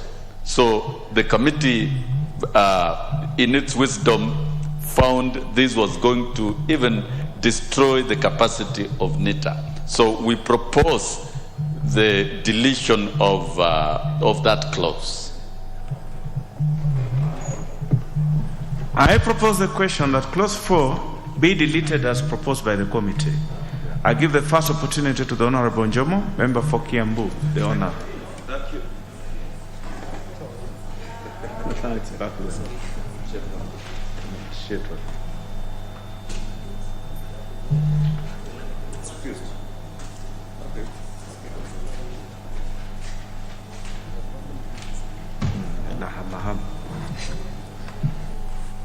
Yeah, thank you, Chair. We have several issues here. One is how this money, when collected, how it is going to be spent. And I want to clear the air, because I don't think what Honorable Sosion has told us is factual. When NITA collects this money, it does not only use it to train members of who are employed by the employer. Before it became National Industrial Training Authority, it used to be called DIT, Directorate of Industrial Training. And many people, including myself, were trained even before we joined employment by employers who were our prospective employers. And that is how they obtained training. Now, many employers have benefited from people who have trained themselves in these technical training institutions. And those are the people who are working in the industry now.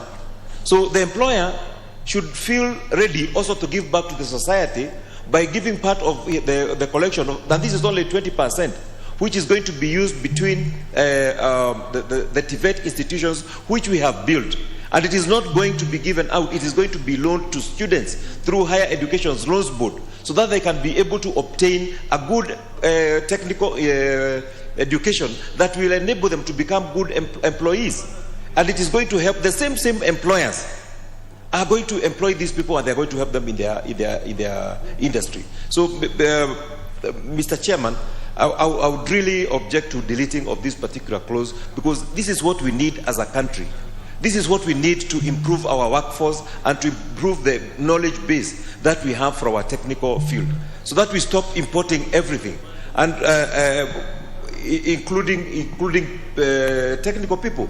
We have had occasions where we have specialized work to be done in our country, where we have to import technical staff. So, Mr. Chair, I really object to that. And Mr. Chair, what I am proposing here is that 20% of the training levies collected shall be used for funding establishment, operating. The Honorable Judy, you have made your point.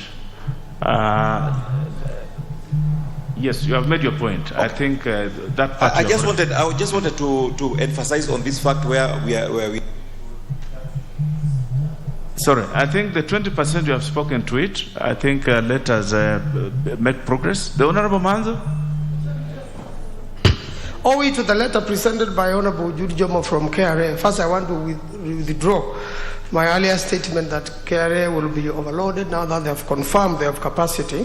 And secondly, I want to say, as a member of trade industry and cooperative, it is true. We have a problem of training in this country, and especially when people are employed or before they get employment. And but this particular training, industrial training, is what is lacking. So that particular component, although it has been devolved, you still find it is insufficient, can still be done at the county level and at the national level, and it is one of the biggest problems in the country. HELB has been having problems in having sufficient funds, and the Exchequer has not managed them well. So I believe, Chair, when we do as the Honourable Jomo has proposed, then we will still be able to take care of that problem without interfering with the original jurisdictions conferred by respective statutes of Parliament which govern those bodies. I thank you, Chair. I support. The Honourable Kamene, member for Machakos. Yeah, I would like to support what Judge Jomo has said. I think it will be of importance to make sure that trainings reach out even to the TVETs, because this technical training is essential and we can see it lacking in our institutions. Thank you. The Honourable Menza, member for Kisauni.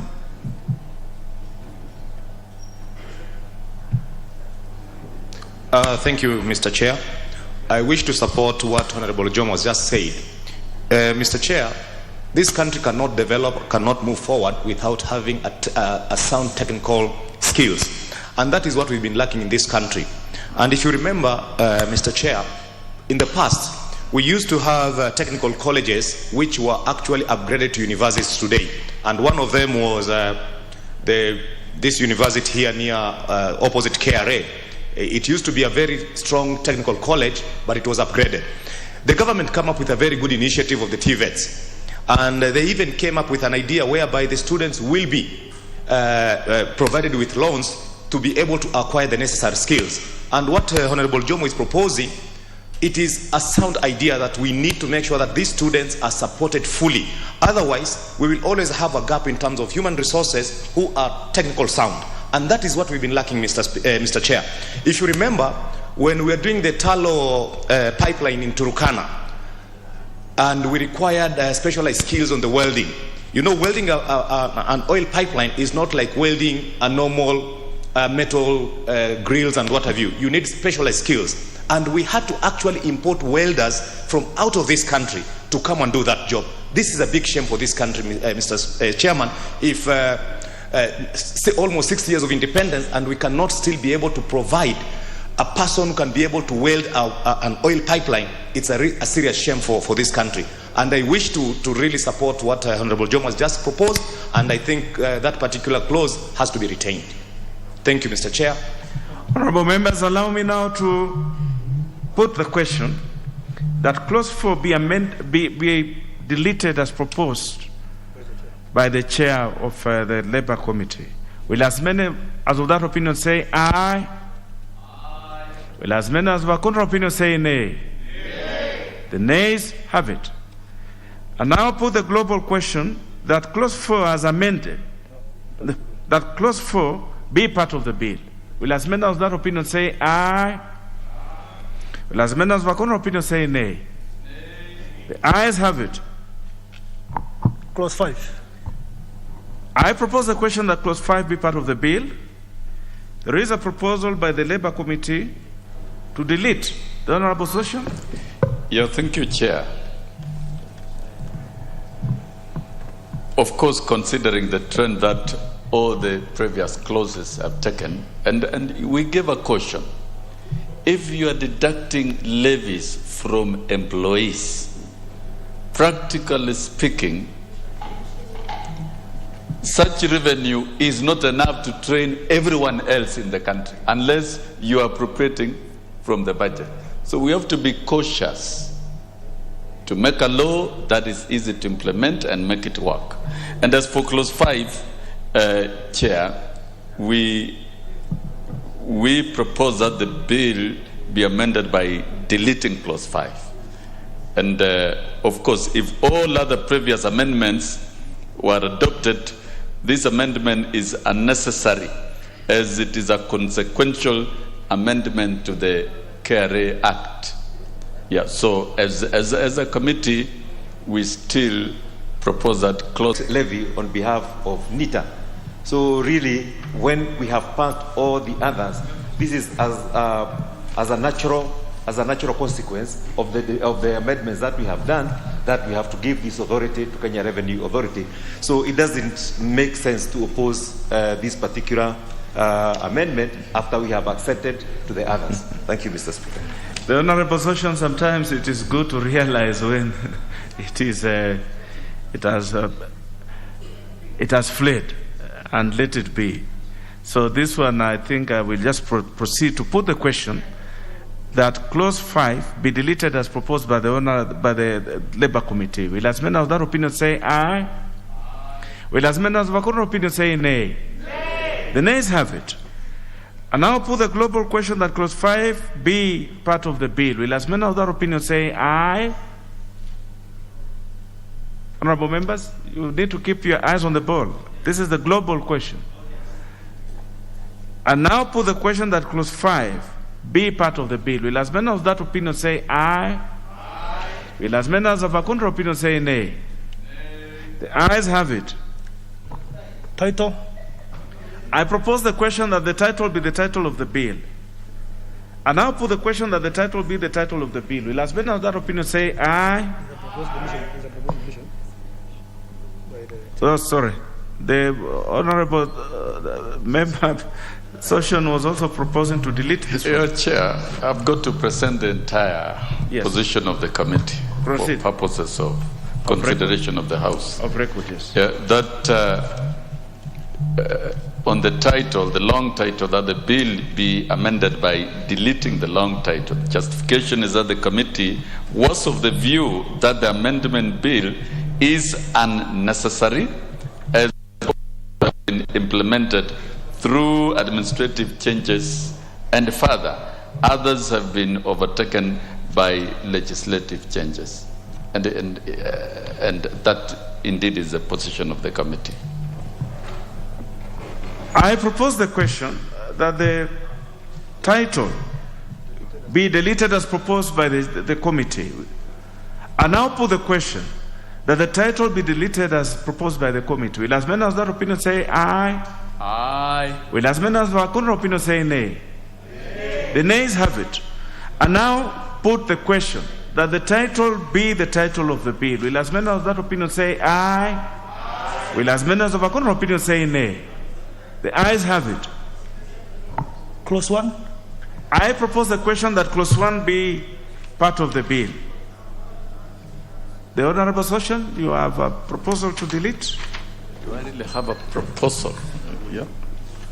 Clause 1. Yes, Chair, yes. Indeed. That clause 1 be deleted, and the justification is that the committee was of the view that the amendment bill is unnecessary as the proposals have been implemented through administrative changes, and further, others have been overtaken by legislative changes. So we propose the deletion of clause 1. I propose the question that clause 1 be deleted as proposed by the committee. I now put the question that clause 1 be deleted as proposed by the committee. Will as many as of that opinion say aye? Aye. Will as many as of that opinion say nay? The nays have it. I now put the global question that clause 1 be part of the bill. Will as many as that opinion say aye? Aye. Will as many as of a contrary opinion say nay? The ayes have it.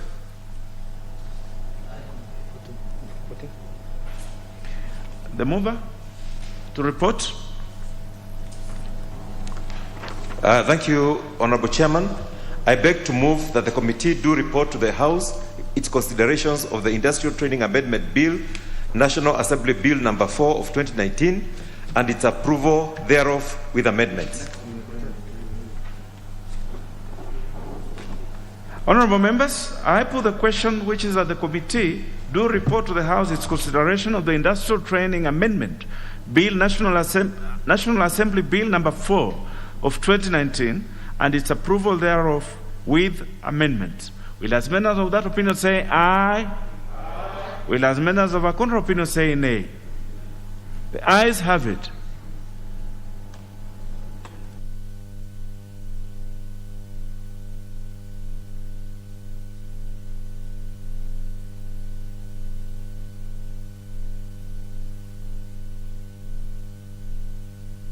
Honorable members, before we move to the next step on the Industrial Training Amendment Bill, I direct that we move to the next business, the Employment Amendment number 2 Bill, National Assembly Bill number 79 of 2019 by the Honorable Gideon Kiter.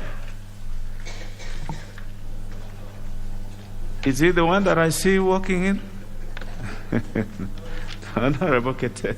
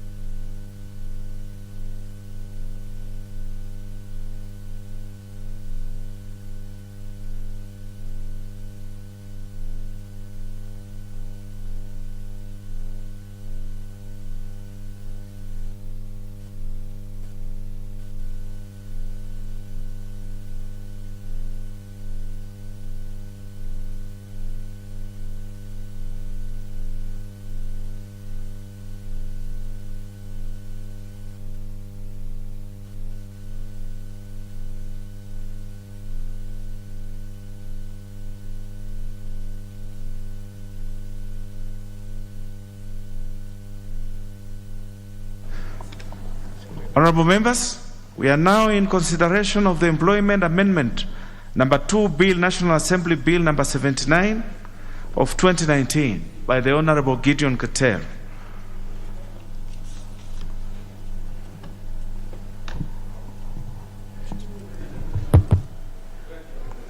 Clause 2. I propose the question that clause 2 be part of the bill. There's a proposal by him to amend it. Yes, the Honorable Session, you're still on this one? There is a...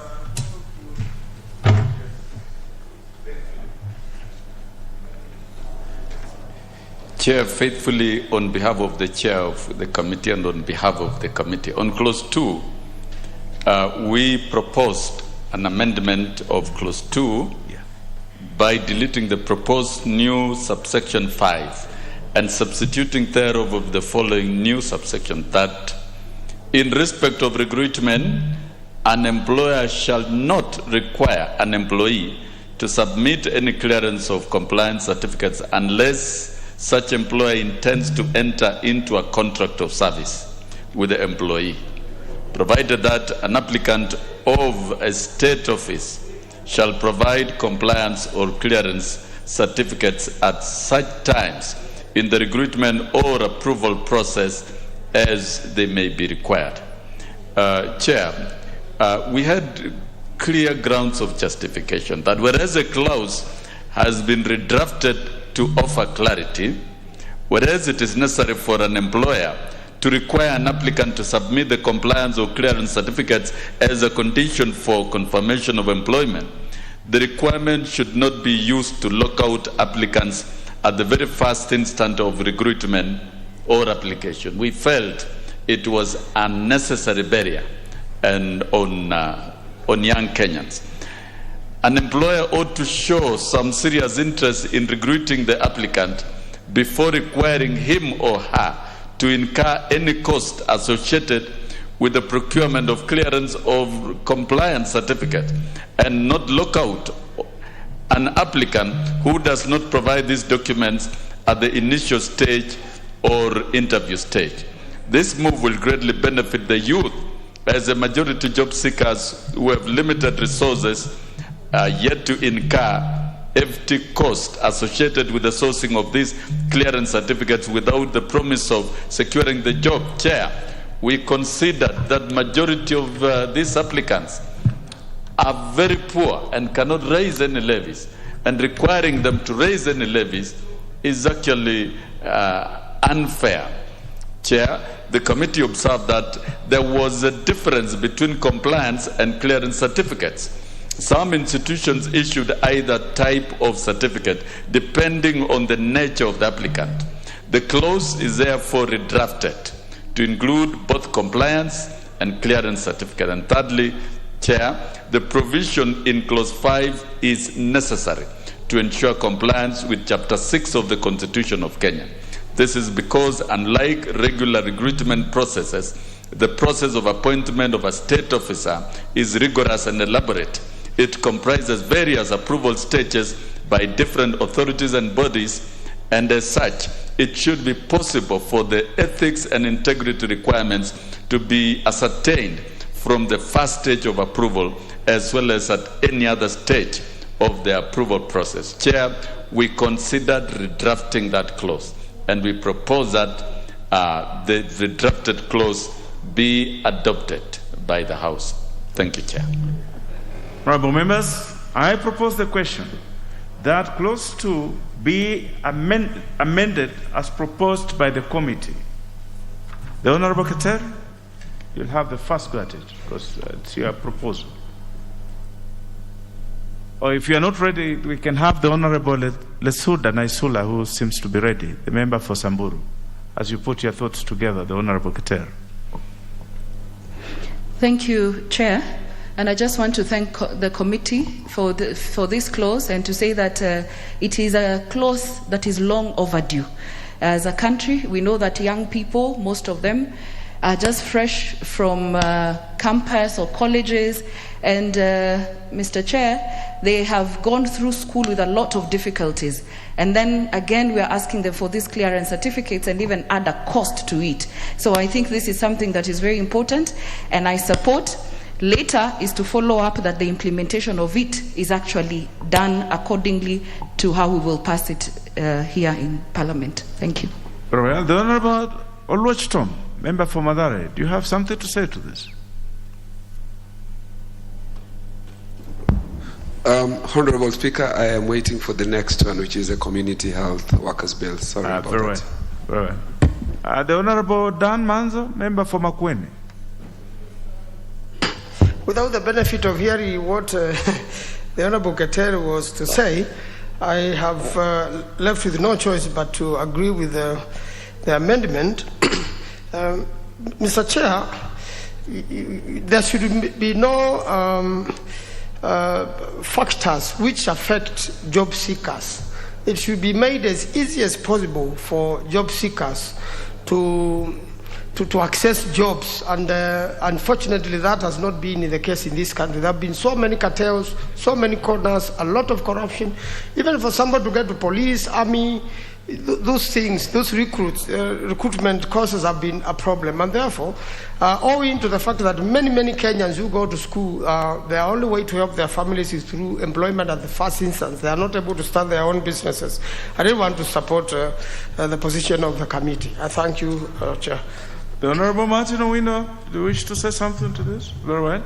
Honorable members, allow me then to put the question. The Honorable Keter, are you now in a position to say something to the proposed amendment to your Yes. proposals? Thank you, Chair.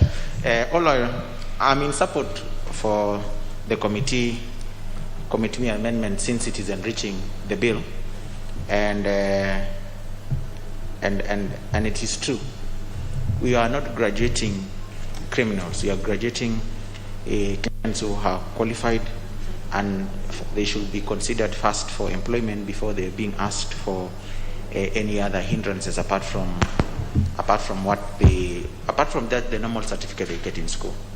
We had created unnecessary hurdles only for job seekers and preventing them from actually getting gainful employment and being taken as cash cows. So I support the committee amendment. Very well, honorable members, then allow me to put the question that clause 2 be amended as proposed by the committee. Will as many of that opinion say aye? Will as many as of a contrary opinion say nay? The ayes have it.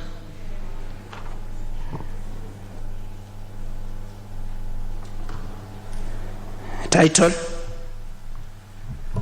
I propose the question that the title be the title of the bill.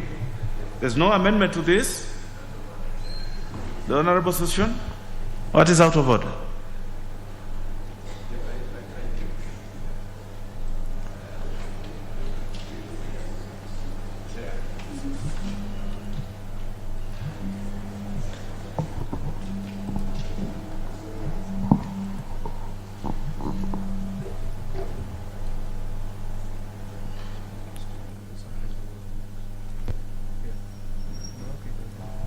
Yes, the Honorable Session.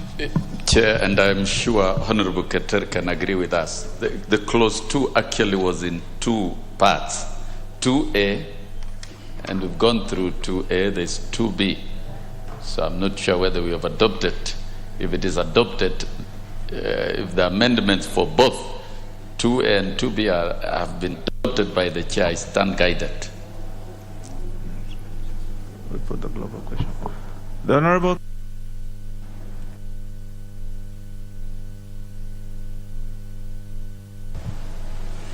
Yes, both sections I'm in support.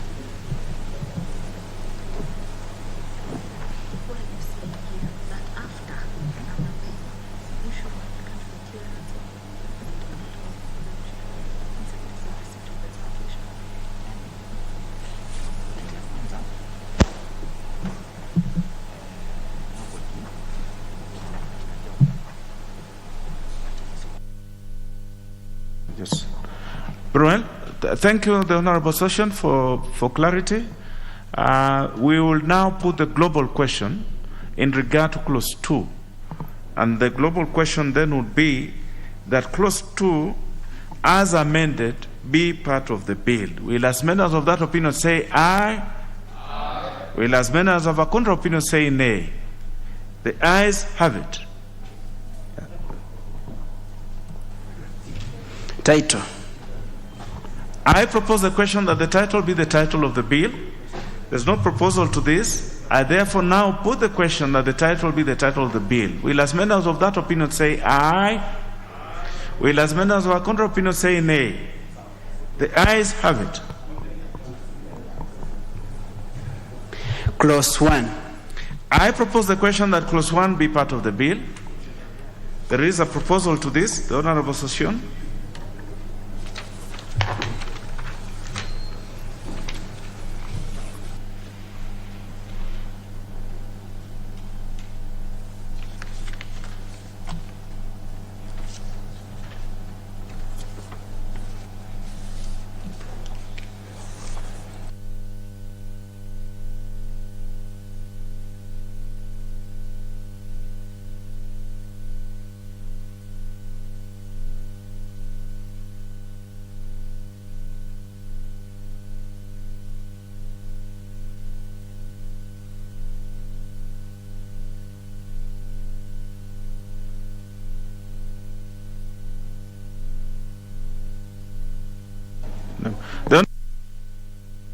Your dilemma. Understand it is a misdirection on my notes, but you have no proposal to this. So yes, it is just a type on my notes. So you are well. You are fine. You don't have a proposal to this. I will now put the question that the clause 1 be part of the bill. Will as many of that opinion say aye? Will as many of our contrary opinion say nay? The ayes have it.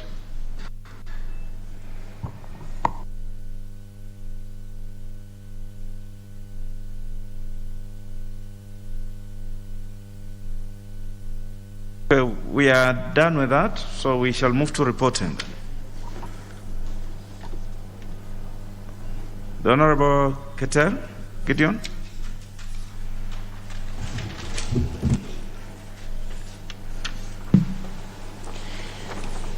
Honorable Chairperson, I beg to move that the committee do report to the House its consideration of the Employment Amendment Bill number 2, Bill of National Assembly Bill number 79 of 2019, and its approval thereof with amendments. I put the question which is that the committee do report to the House its consideration of the Employment Amendment number 2 Bill, National Assembly Bill number 79 of 2019, and its approval thereof with amendments. Will as many as of that opinion say aye? Will as many as of our contrary opinion say nay? The ayes have it.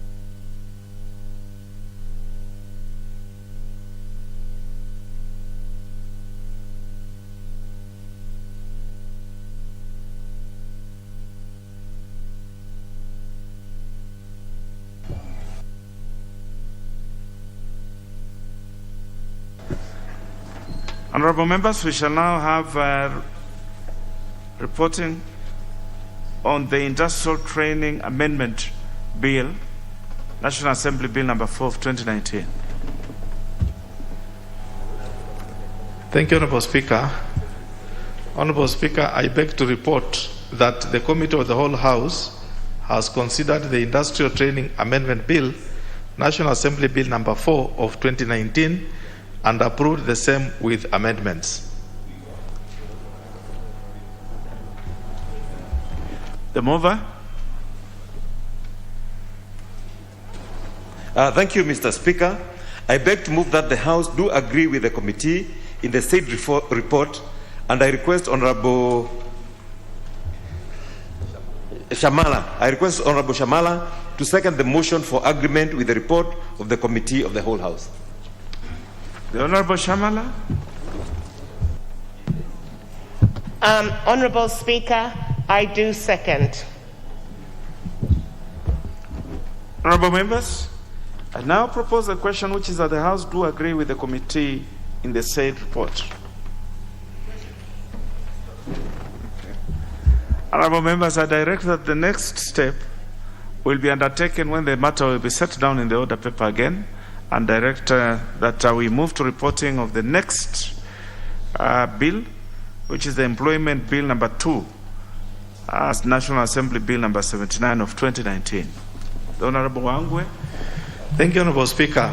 Honorable Speaker, I beg to report that the Committee of the whole House has considered the Employment Amendment number 2 Bill, National Assembly Bill number 79 of 2019, and approved the bill with amendments. The mover, the Honorable Ketel.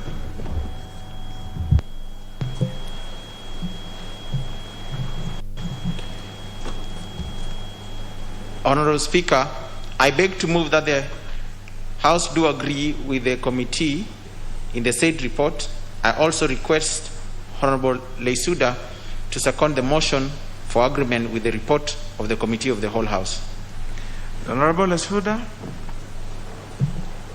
Thank you, Mr. Speaker.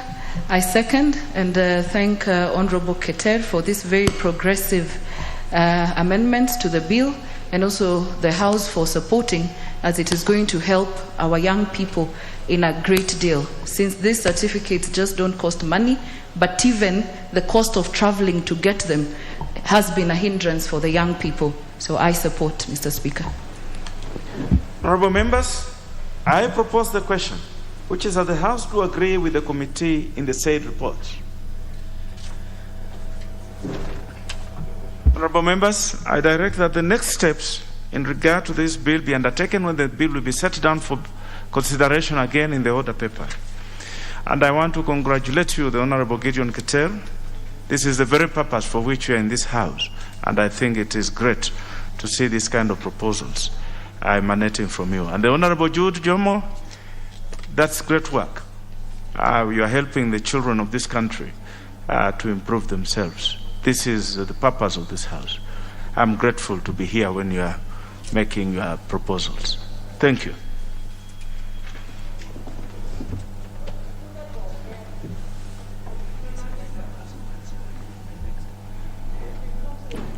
I direct that we move on to the next business, the Community Health Workers Bill.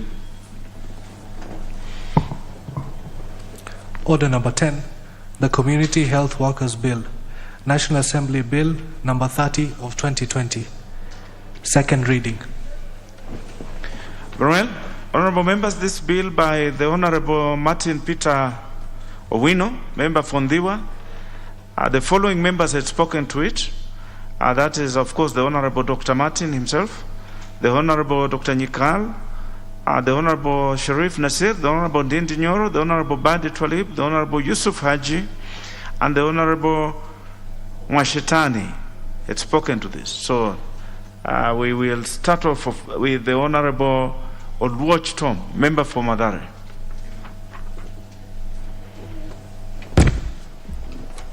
Thank you, Honorable Speaker, and I rise to support and lend my unequivocal support to this motion. I want to thank Honorable Martin Owino for bringing a very timely bill, and to say from the very onset that in light of what now is the universal health care, this bill could not have come at the right time. I want to begin by underscoring that, community health workers are for a long time been unrecognized, largely working as volunteers. And if I used an example of my own constituency, in my own constituency you have about 580 community health workers who work as volunteers, and in the entire Nairobi County you have about 7,320. If you do the arithmetics and see the gap that needs to be filled in terms of human resource and the gap in the health profession, at least at the lower level where we have basic health care at our dispensaries. This is a crucial bill. The only thing that I need to add is that on top of it being said to be a money bill, it is important that this bill comes out very clearly and remove community health workers to people who just volunteer their time, and realize that community health workers are people like ourselves. They are mothers, they are uncles, they are aunties, they have children that they take to school, and therefore some form of remuneration is important so that they are also able to make a living. And then that brings me to clause 5, which happily establishes a council, and I believe and hope that over and above all the roles and objectives that I see there, the council will be able to do resource mobilization both from the national government and the county government, and also to be able to look out to, you know, multilateral donors, civil society, so that we are able to fill in the gap that the government is not able to fill, so that these people are able to work collectively and efficiently. Looking at clause 5, it is important to note that the establishment of this council will ensure that the council ensures access to qualification of, rather to assess, sorry Chair, they will be able to assess the qualification of community health workers, so that it's not just anybody who can appear today and say that they are community health workers. They will also be able to ensure maintenance of standards of practice, same as we have standards of practice for other professionals, the medical profession, dentist, poisons board, and all, the standards of how they need to be able to carry out their work, especially clinical standards that they would be able to offer at the lower level. It will also be able to establish a professional code of conduct and look at disciplinary measures, as well as to be able to keep a record and a database of how many community health workers have just indicated in Nairobi alone. My count tells me that there are close to between 8,000 to 10,000 community health workers. But how many are there around the country? That database is important, so that even as we plan for universal health care, we are also able to see these people who offer a complementary role at the local level, how many are there? Mr. Speaker, I want to also indicate that the importance of community health workers can be looked at in 3 parallels. Community health workers are what to the health profession, what paralegals are to the legal profession, or what lay pastors are to the religious sector, or what Nyumba Kumi people are to the government at the lower administration level. And so their importance can neither be overemphasized nor gainsaid, Honorable Speaker. I also want to underscore that the role of community health workers to carry out functions that are person-centered. This is important because when you go to hospital, sometimes because of the pressing needs of time and the number of people that the doctors and health professions have to deal with, they don't have that one-on-one empathetic approach towards dealing with persons. And community health workers are able to go to the villages, to the households, and to be able to offer socio-psycho support. So this is the crucial difference that community health workers are able to bring. Community health workers are also able to address determinants of health at the local level, as they also promote access to health care to vulnerable people, for example, the disabled, the elderly, widows, and persons with HIV. This access is a crucial component of the universal health care, and that one can also not be overemphasized. Honorable Speaker, when you look at Article 43, when we talk about access, you realize that Article 43 of the Constitution says that every person has a right to the highest attainable standards of healthcare. And it also goes to underscore the question of access to emergency care and access to social security.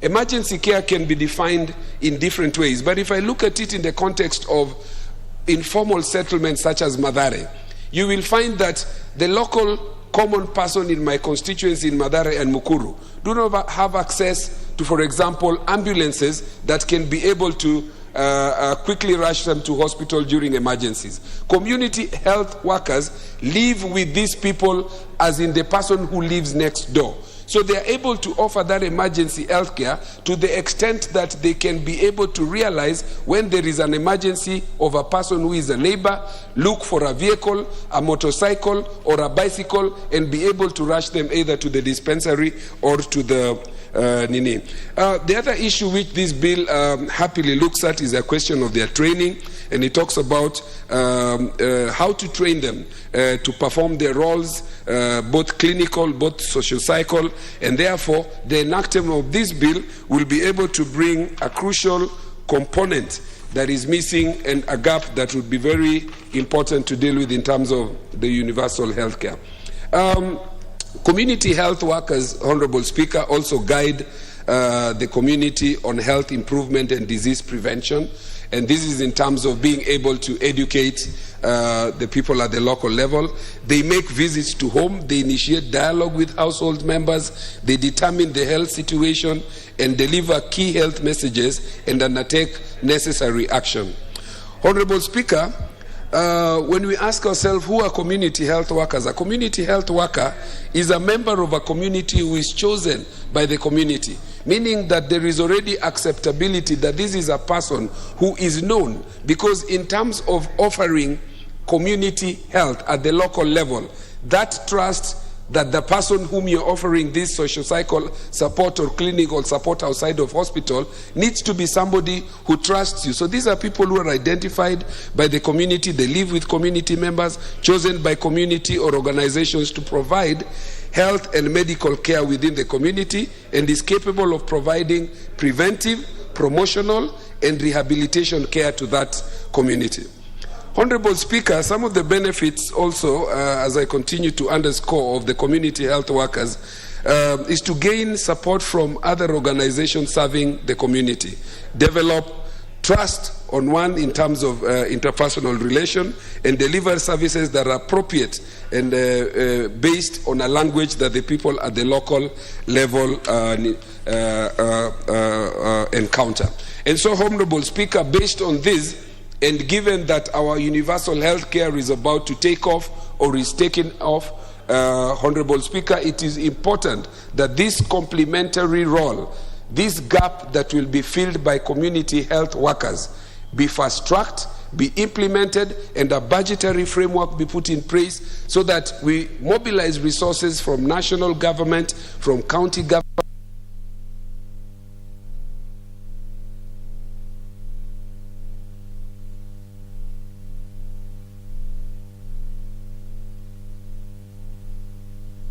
looks at the importance of the things they make. Honorable Speaker, I support and I hope that honorable members in this House will rise to the occasion and support the bill by Honorable Martins Owino, the member for Ndiwa. Thank you very much, Honorable Speaker.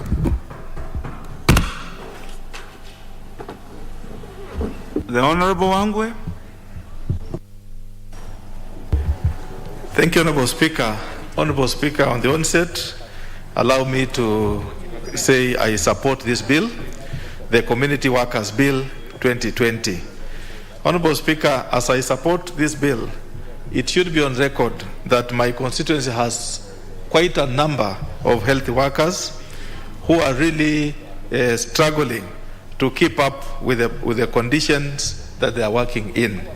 Honorable Speaker, allow me to appreciate and thank the Honorable Owino for these wonderful thoughts he came up with, such that he is able to think on behalf of the very strong population of health workers. Honorable Owino has had a journey to come up with this bill, and it's our prayer that representing people and legislating on their behalf should earn you good results in August this year. Honorable Owino, it's our prayer, and engage the people of Ndiwa to make sure they again see you in this House next sitting, Honorable Speaker. Honorable Speaker, this bill is good, and it's good because it's going to address salient issues that are touching on community health workers. It's not good enough to say you pay salary, you pay them, but it's good enough to look at the all-round social well-being of an employee. This bill, Honorable Speaker, is going to look at the recognition of the health workers. It's going to address the issue of training of health workers. It's going to look at the licensing on how the community health workers are going to work. And in overall, Honorable Speaker, is going to address the regulation of their practice and provide for the establishment of the Community Health Workers Council. Honorable Speaker, when you have a council, you have an umbrella organization where issues can be discussed, all conversations can be done at a council level, and Honorable Speaker, this is a bill that is going to address that. Honorable Speaker, this is a bill that is going to broker between the county government and national government. How do we put policies at the national level and they are implemented at the county level? This is a bill that's going to address that. And Honorable Speaker, the issues of handouts, which, for example, some counties are paying health workers 2,000 shillings per month as stipend. Let us not pay them stipend of 2,000 shillings, Honorable Speaker. I want to appreciate my county government. That's a step in the right direction. However meager it is, it's a step in the right direction. But let us now give rise to a better view, a better way of addressing the issues of community health workers than before. Honorable Speaker, the pandemic of COVID-19 has just come in. Initially, health workers were just meant to be otherwise called midwives. They would only be assigned in villages to assist our ladies and our mothers to have children. But today, community health workers, Honorable Speaker, have gone and risen beyond when COVID came. Honorable Speaker, the only person who could address the issue of COVID to the villagers at home, myself, having come from the village of Bunyala in Sisore, where not everyone understands English and Kiswahili. It's only the village community health worker, Honorable Speaker, who could address my community people in our language to understand. Therefore, they are people who have now lived beyond just being people to support our mothers or our wives to have children, but instead, they are now people who are aiding in terms of helping the community should there be a pandemic. Therefore, Honorable Speaker, this group of workers, since they've now upscaled their responsibility, they need a council to look at them, to address their social well-being. How are they being managed? How are they being administered? How do you regulate them? And how do you coordinate them? How do you eliminate if there is one of them who is rotten? And how do you promote that who is very helpful in the society? Therefore, Honorable Speaker, this bill has come in handy, has come in on the benchmark of the COVID-19, an example we have seen.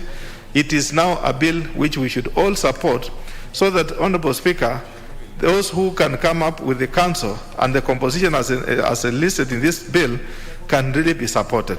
Remember, Honorable Speaker, Article 43 of the Constitution guarantees Kenyans right to good health. And good health, Honorable Speaker, is not the good medicine we take. It's the steps towards taking that good medicine that addresses the good health, Madam Honorable Speaker. Therefore, the Constitution, although it is a social and economic right bill as being a social article, but it is also enforceable. We have seen yesterday, and I must thank our President for really moving fast and implementing the universal health coverage. His pledge to Kenyans has come to reality. We now have UHC in practice. We can see, Honorable Speaker, opening up of cancer centers which are very ultra-modern. With those cancer centers, Honorable Speaker, with UHC in force, Honorable Speaker, we need people to talk to, organizations like health workers, to talk to our people in the villages so that they can know you don't have to take Piriton in the village. Instead, if you feel to this condition, can you now move to the next hospital? Therefore, Honorable Speaker, the organization through which the Honorable Owino has done is going to be helpful. This is part of organizing. Honorable Owino has thought it well in support of the government's view in enabling universal health coverage to trickle down to the local common man. Honorable Speaker, with those very many remarks, I wish to support the bill and ask my colleagues to join me to vote for it when it comes to the final. Thank you, Honorable Speaker, and I support. The Honorable Manza. Thank you, Mr. Speaker, for giving me an opportunity to contribute on this very, very important bill. Mr. Speaker, there are very many community workers in the realm of health across the country who, Mr. Speaker, have not been taken care of, and in most cases have been volunteers. Other than midwifery, which my grandmother did for free for many years in Makueni, there are many health workers, especially in Makueni also, who are volunteers. They work at the community. They assist people who are going to bring children to life. Who are going to make sure that more people are born. And a lot of times it's an emergency situation. The ambulances or the non-health workers are not easy to reach, and these people are skilled out of having been trained from generation to generation, and they know what to do in case of an emergency delivery and how to save the life of the mother and the child. They are also community health workers, and especially in the Ma community. And they have never told another community the secret. In the event of snake bites, and there are so many in the country, and unfortunately, now there is no longer compensation, although I brought a bill to this house to make sure that people who have snake bites and die out of it or are injured out of it are compensated. When snake bites happen in many parts of the country, before anybody is given first aid or before they get to any hospital, these community health workers have been very useful, and in the Ma community they have a plan or some treatment they administer, and even from a very dangerous snake bite, that person will never get admitted in any store, they will not lose your life. Unfortunately, we have so many lives lost elsewhere for lack of that technology or community basic person who knows what to do in case of a snake bite, what to use, and how to save the life of that particular person. So these are very useful people, Mr. Speaker, who in a way now must be regulated, coordinated, probably trained, or they share that technology, most of it which is earned from traditions and from all the time and passed on from generation to generation, and it is not conventionally taught in health institutions or in universities or anywhere, but that community knows that knowledge, and they know what to do in the event of what sickness and how to prevent it. And ordinarily it's usually on first aid basis before that person reaches a hospital, and a lot of times saves a lot of lives. So there have to be a framework of dealing with these people, and a lot of times they have gone unappreciated. A lot of time that knowledge has gone and transferred because they know what herbs to use where, to deal with allergy, to deal with situations which can be held at first aid level. And then if we had a way of getting them known in their communities, having some registries as has been proposed here, getting them trained and getting them to train others to pass this knowledge to others, and a lot of times getting them sponsored, Mr. Speaker, we'll be missing something, and especially when you come to traditional medicine in this country. And I believe this is a very important bill at this particular time. And without repeating what the other two members who are presented before me have said, because there's no need for me to repeat myself, it will be very, very important to have a recognized system funded by the government, funded by the Exchequer. My only other issue with this bill was whether it also deals, with the county functions and the national functions. But I've been very well informed by the mover that there is also another bill in Senate similar to this. And when we move ours at the National Assembly, and Senate does is, they will meet somewhere and will be able to modulate and get a very good law to deal with the community health workers, and that was the only challenge I was foreseeing legally, and I've realized we have taken care of that aspect of that aspect of the law and of the Constitution. You realize that on Article 43, health is a right to every Kenyan, and the government is tasked, and ourselves, legislators, to make sure that this is achieved and we serve our people and we save lives, because the community health worker, what they do most is to save a life, and a life is so important. It is good when it is saved, and that's why even at a higher level there is training of first aid in schools, in primary school, in secondary school, so that you know what to do in the event of an accident in the village, fall from a tree, what to do. There could be even fall from a bicycle at that level there. What do you do to make sure that person survives to get to a place they can be taken care of and they can be facilitated? The health worker, community health worker has been defined, and the moment it is regulated, then it becomes much better, and the Kenyans will receive their health care. I must congratulate the President on what he has done in relation to the health care of this country. And this community worker is dealing at a lower level.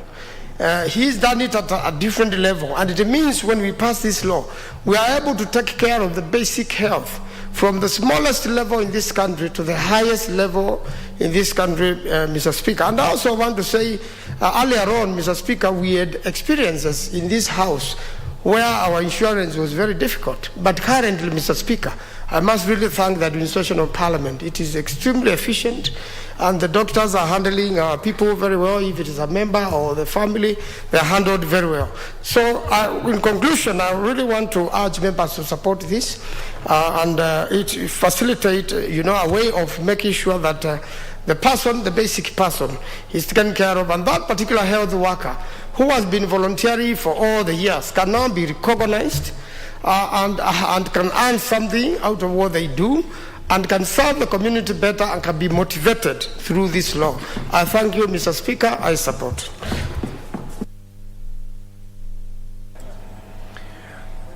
The Honorable Mohammed Sheikh, you are next on my list, but I see you are you're ready. Proceed. Thank you very much, Mr. Speaker, for your kindness and generosity for allowing to wait for me to rush to my microphone. Mr. Speaker, I stand here to support this very, very invaluable bill. I say it invaluable because we cannot put it to scale. The values it's going to add to the healthcare workers. Mr. Speaker, I speak from a point of knowledge in the sense that I've been in the health profession for the last 33 years. And it means that, to me, this bill is timely, it is important, it will add value to our society. We have to know that the community healthcare workers are the backbone of our society. They're the ones that actually drive the health of our society in the rural village, far-flung rural village. It is important, we must acknowledge that these healthcare workers did not have a union. Community healthcare workers, that is, they did not have a union, they did not have a council, they did not have representatives that actually voice their words into practicality. It has given them the opportunity on this bill. It has given them the opportunity to be able to air their positions so that they can describe the terrain they go through in their tarmac, in the sense that our community that are in the village have got the ears of these community healthcare workers. As well, the community healthcare workers have got the ears of the community, simply because they are informed of the actual medical conditions that are there. If a mother is in labor, at the wee hour of the night, doctors are not there to help them. The community healthcare workers live within the village, within the periphery and precincts of where actually things happen. And because of that, the community healthcare workers provide the essentials of medicine.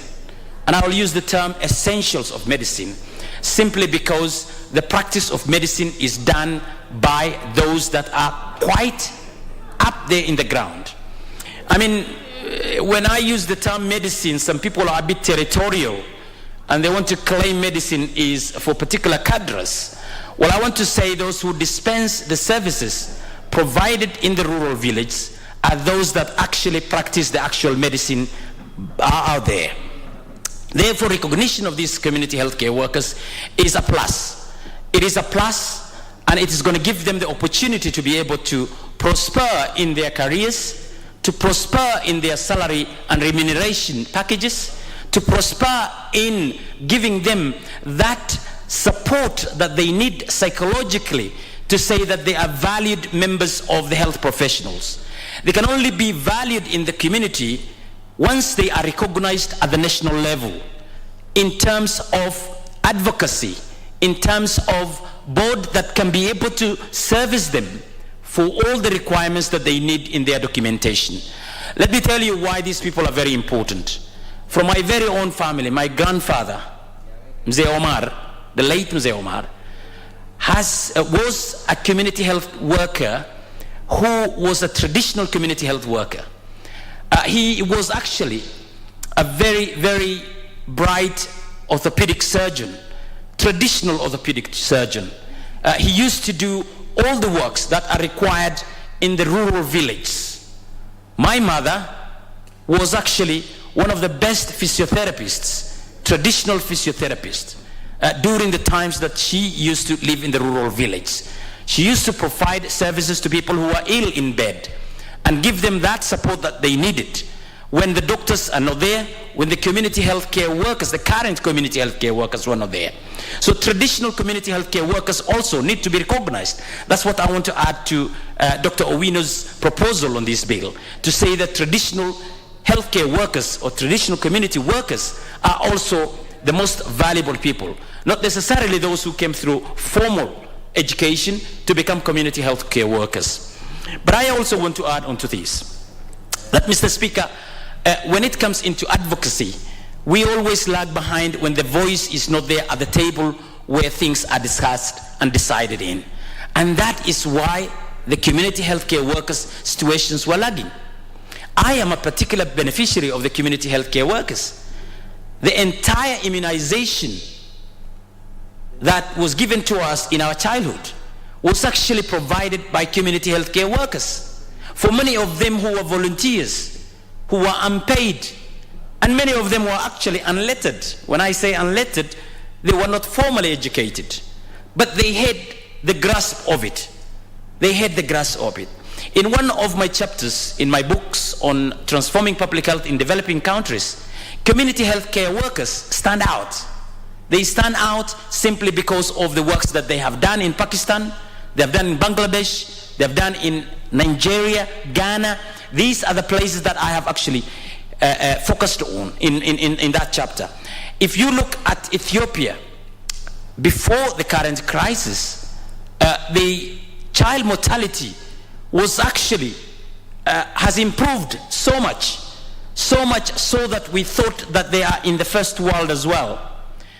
The reason as to why that has happened is because of community healthcare workers. And that brings me back again to say that they are the backbone of the society.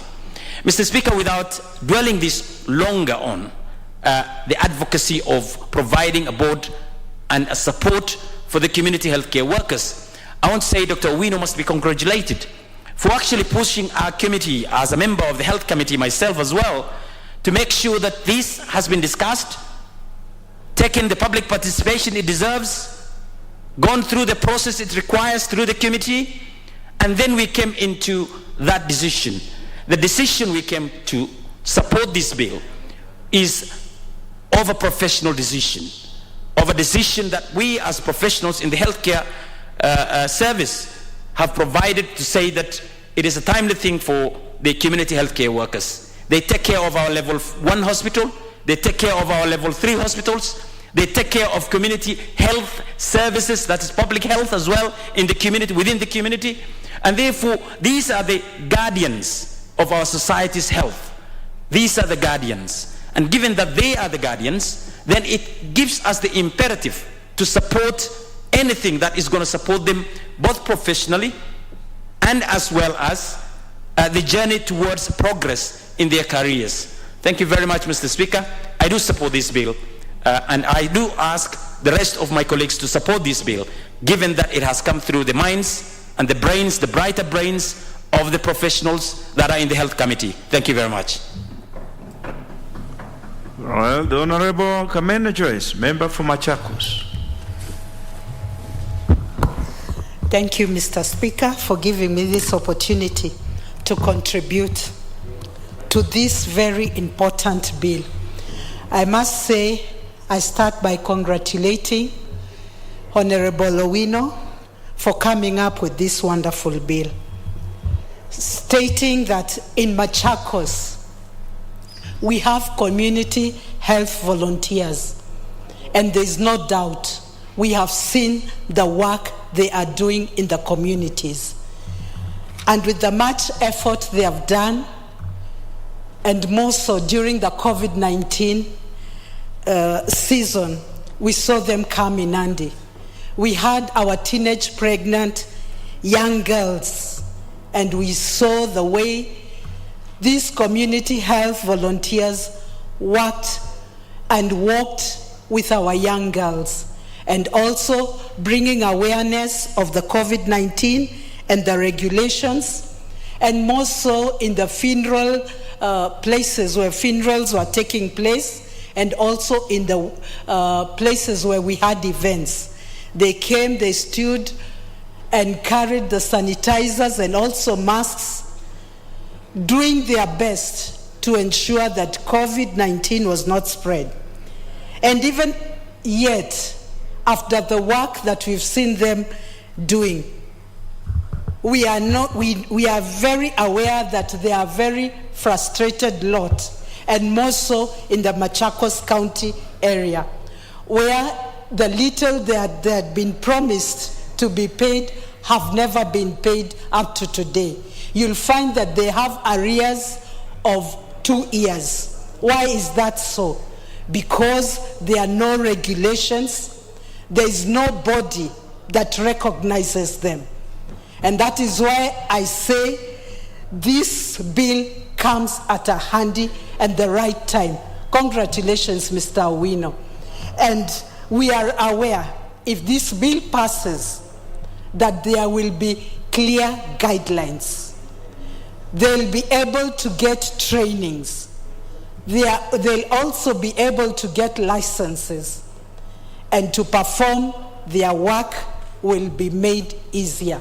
So I want to support this bill as fast as yesterday. Thank you, Mr. Speaker. The Honorable Joshua Kutuni, member for Cherengani. Thank you, Mr. Speaker. Mr. Speaker, first of all, I want to take this opportunity to thank Honorable Hood Chief. He's a member of our committee. And Chair, I want to confirm to this House that Hood Chief is one of the most robust, most reliable members in the committee. And I also and also his experience talks quite a lot. He's been in this field of caregivers, social work for many years, not only in this country, but also in the US and other countries. So Hood Chief comes in with a lot of experience, and we appreciate his contribution all the time. As a committee, enactment of this is long overdue. The Honorable Kutunyi, for just the education of the Speaker. Right. Wood Chief, I don't see any member in the House, not as Wood Chief. Wood Chief is the Speaker. Wood Chief. Wood Chief, the son of the Chief. Yes. Okay, proceed. He's another dynasty, but anyway, do I say? Proceed. Thank you so much. So, Mr. Speaker, this is going to go a long way in ensuring that we have people in the society that will be working very closely with the public to enhance quality, affordable health care. We use a lot of money as government to treat diseases. But Mr. Speaker, it has come to our attention because we've sat in the committee, but we've proven that prevention is much better than cure. If the government is going to put a lot of money on prevention through,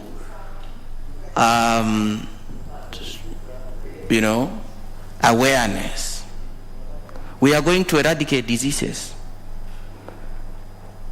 that, if left untreated, the government is going to pay a lot of money. Today we are talking of hospitals which are overstretched. If you go to MTRH today, it is overstretched because it is covering the entire Western Kenya and also part of Uganda and Rwanda. Why? It is because we don't have early warning systems to deter these diseases. But having these people, it's going to go a long way.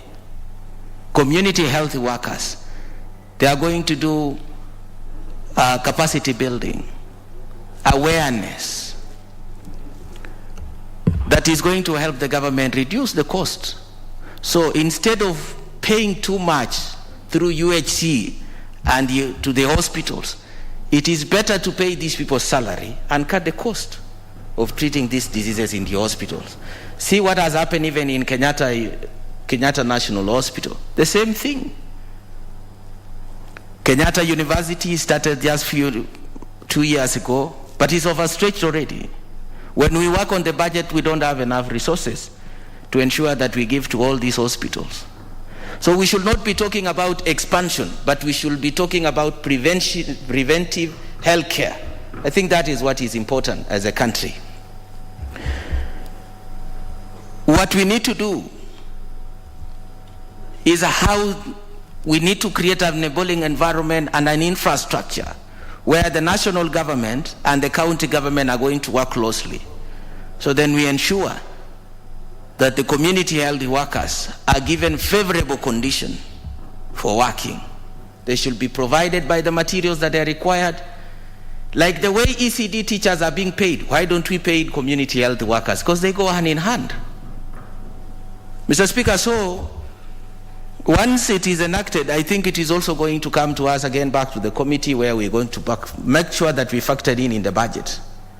And I will appeal to the ministry that when they are going to do the itemized budget in the future, we want to see the salaries, remuneration for this. Right now, the government has set aside almost 870 million to pay those workers or to absorb those workers who've been working during this COVID-19, the front workers. First of all, they started with 3 months, 6 months, now 1 year, and then the government seems to going to observe those people. So then they can be part of the workforce to continue fighting against COVID and other diseases. So then we are going to challenge the government. And you see, when the money comes, these people, they are working for the counties. So we don't see any issue that is going to be very difficult from the national government and the county government harmonizing a framework where community health workers are going to be part or integrated to the national workforce. I think that is very important. So I stand here, Chair, to support that instead of expanding many hospitals, I think we need to focus on preventive health care. I think that is very important. So I thank you, Chair. Thank you.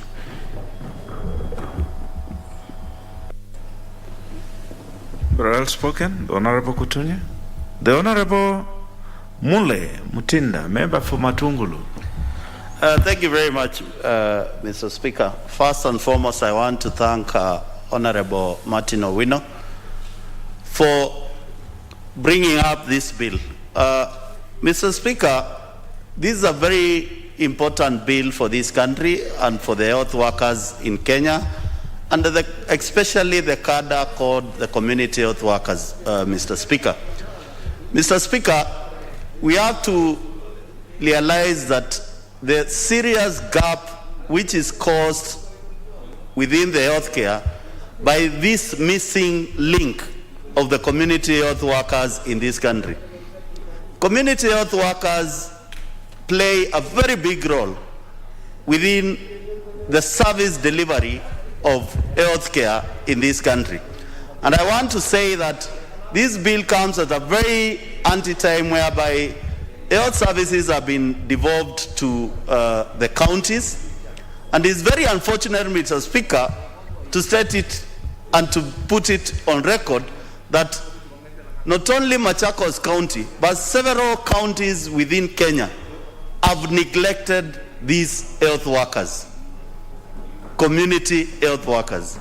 And it's the high time as members and representatives of the people and House who were mandated to come up with this legislation to make sure that this gap does not exist anymore, pass this bill in a supersonic speed. Or am I saying we need to pass it in a supersonic speed? Mr. Speaker, in my county, Machakos, we meet these healthy workers community health workers in every function we go. But at the end of the day, as a member of parliament or as a leader, you end up looking back on how to make sure that they get transport back home, and when he gets back home, at least he has something on the table. And this is the reality, Mr. Speaker. So, Mr. Speaker, I want to say that as a House, we, through the leadership of this House, Honorable Wangwe is here, can you find a quicker method to fast track this bill so that it can be enacted to law before we start even finalizing the itemized budget for healthcare in this country for this financial year, so that we can take care of these health workers within the budget which will be read in this House, and provide money for them to be paid like any other health worker. It is highly important, Mr. Speaker, that if we fast track this bill, I'm very sure we'll be able to realize universal health coverage in Kenya without looking for any other models to implement the universal health coverage.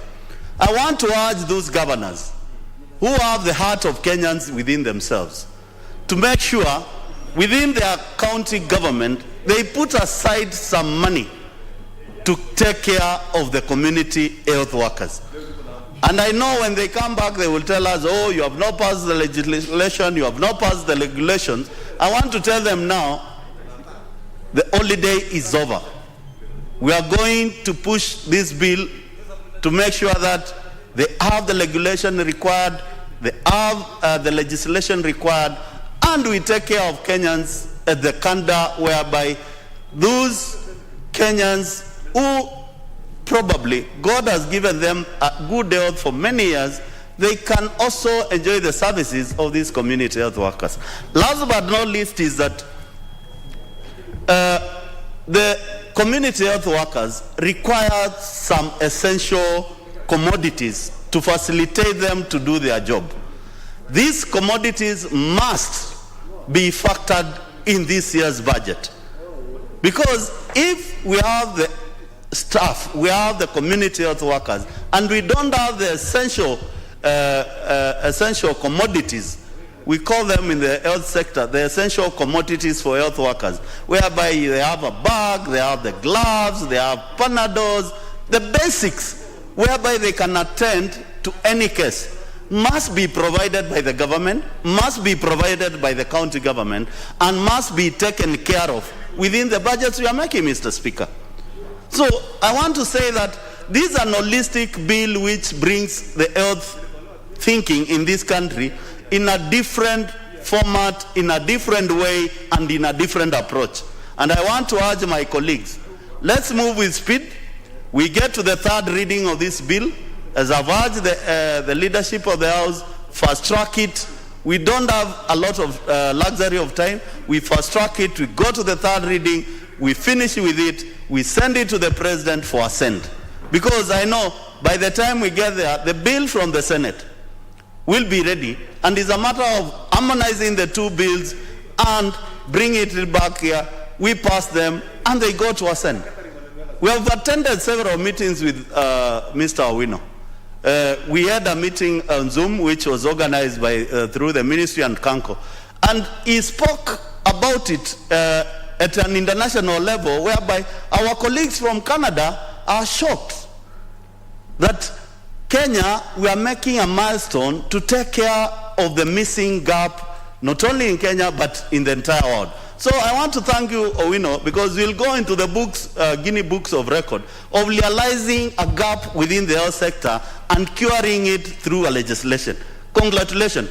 Last but not least, Mr. Speaker, is that the county governments, with all due respect, must, and they need to be put on notice, they must clear their bills with the organization called KEMSA.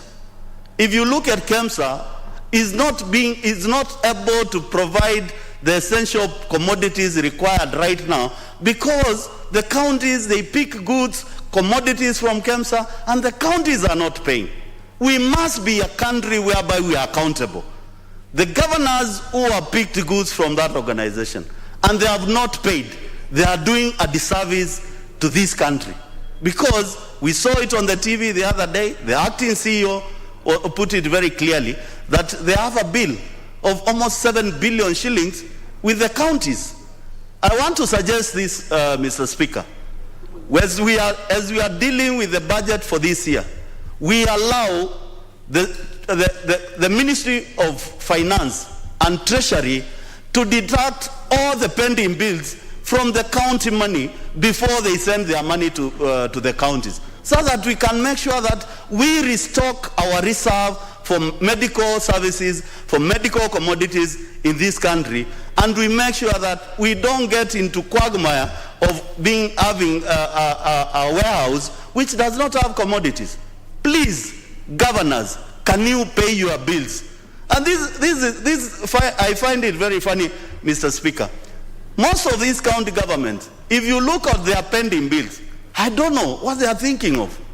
Serious pending bills, uncleared bills, they have not paid bills from contractors, now they have not paid KEMSA, we don't know who else they have not paid, they have not paid community health workers in their counties. Surely, Mr. Speaker, there is something amiss. And I want to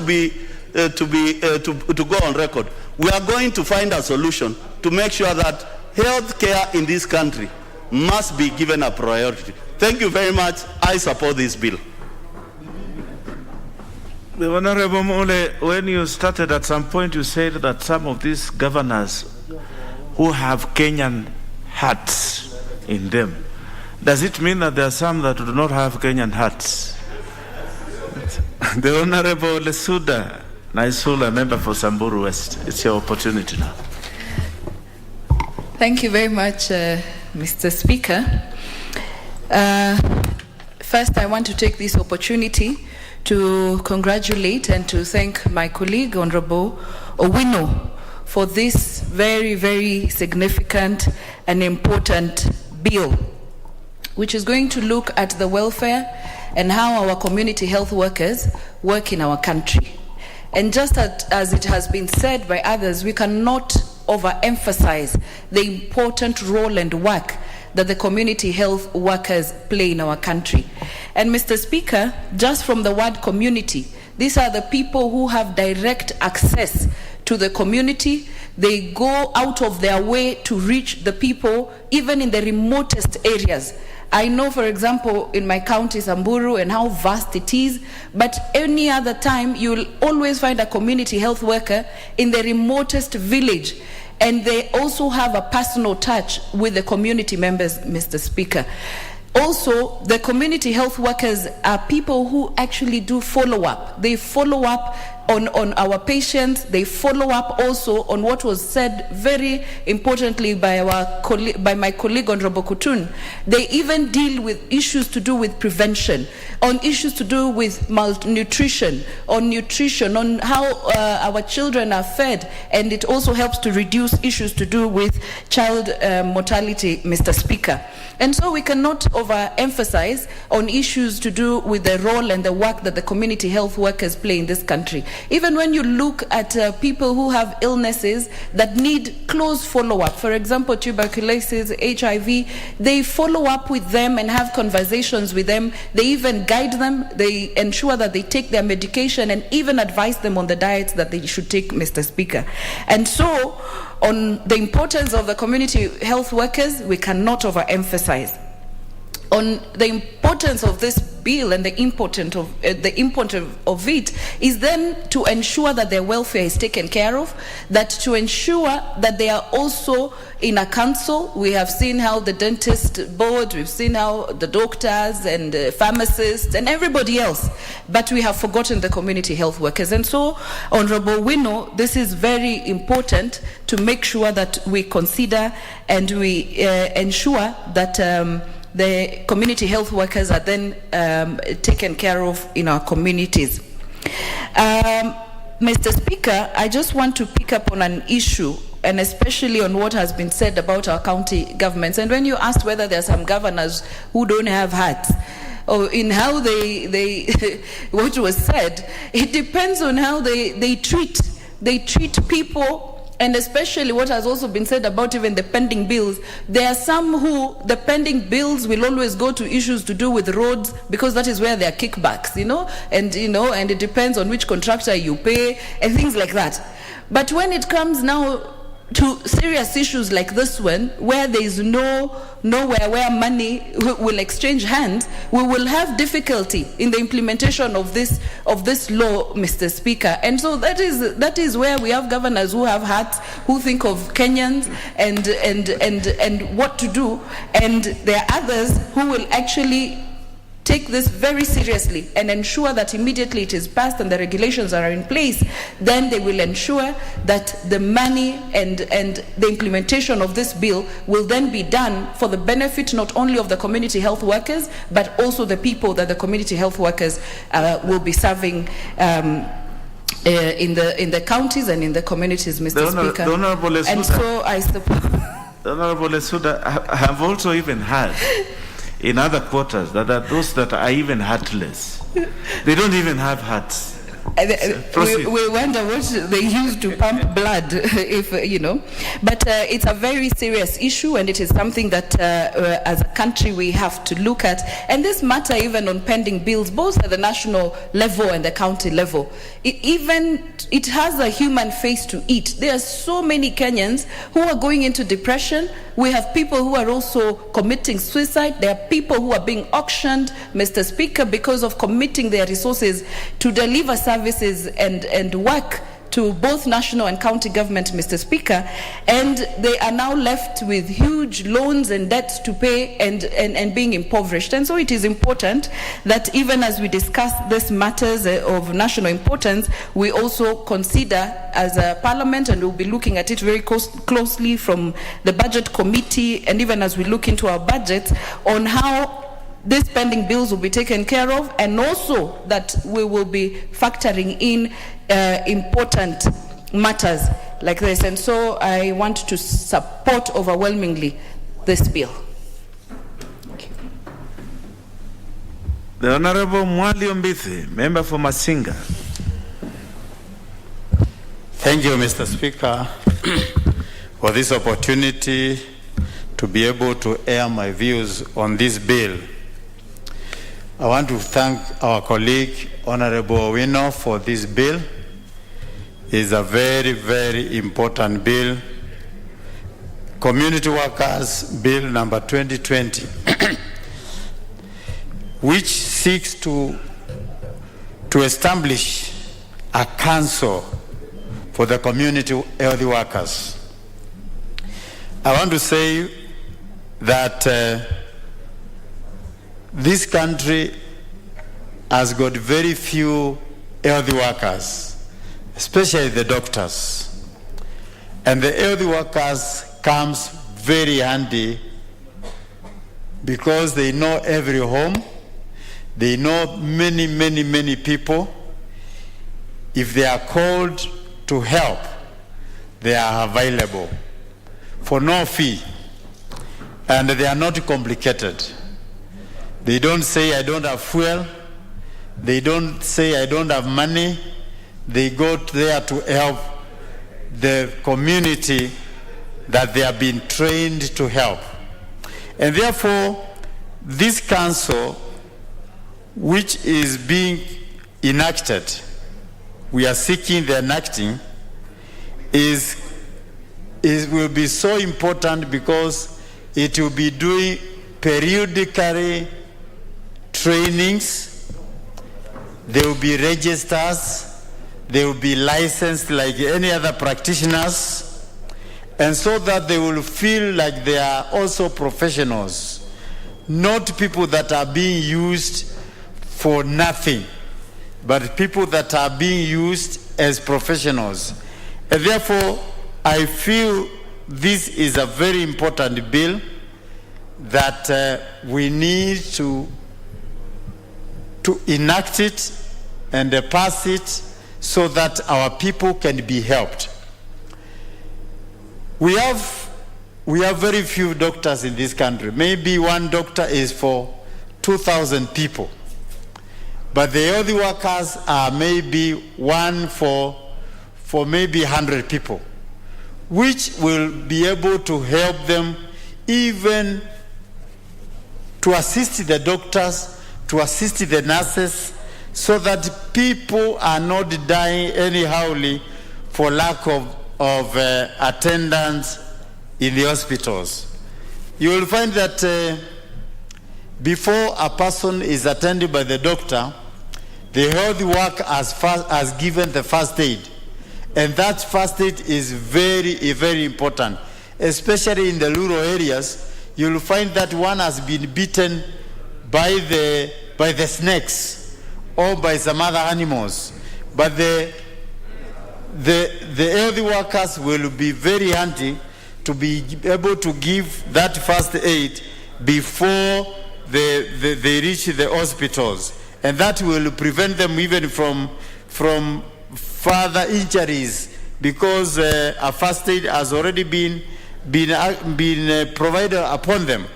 And therefore, this council is required so that we have a regulation which can govern them, where they can be airing their views when there is no payment, because nowadays they work for nothing.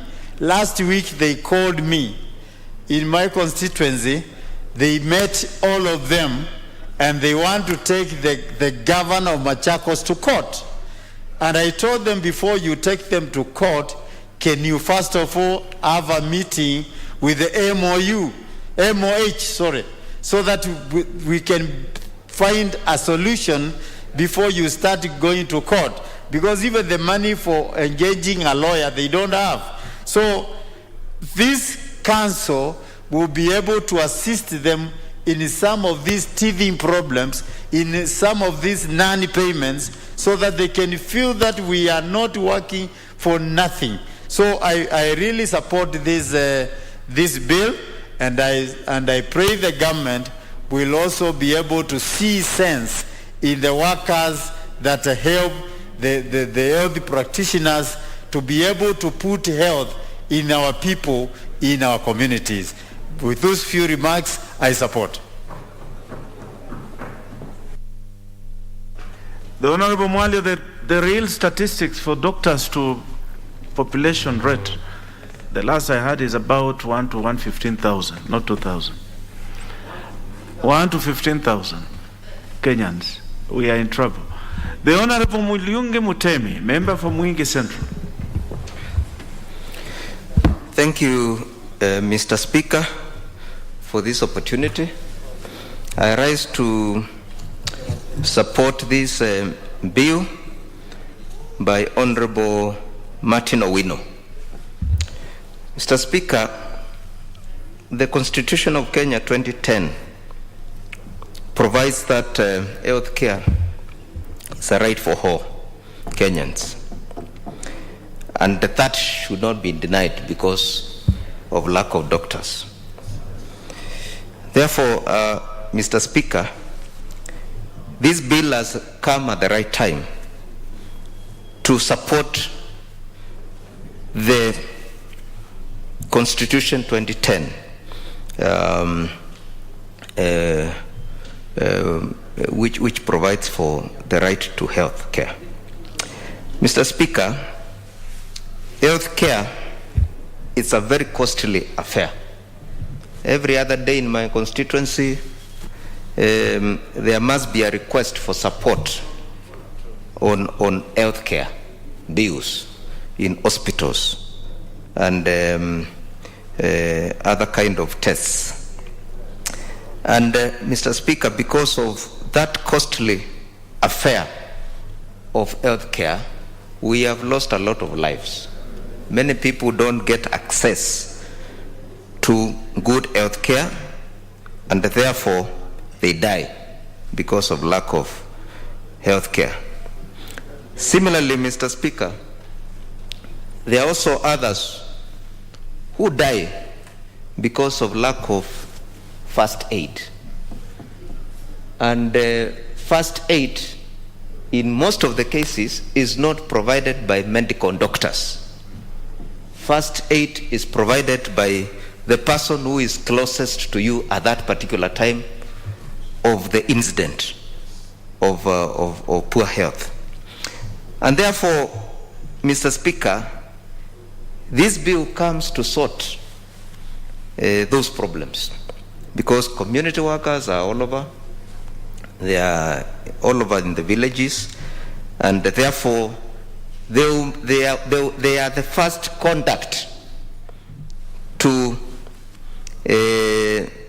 the sick people or those who get accidents.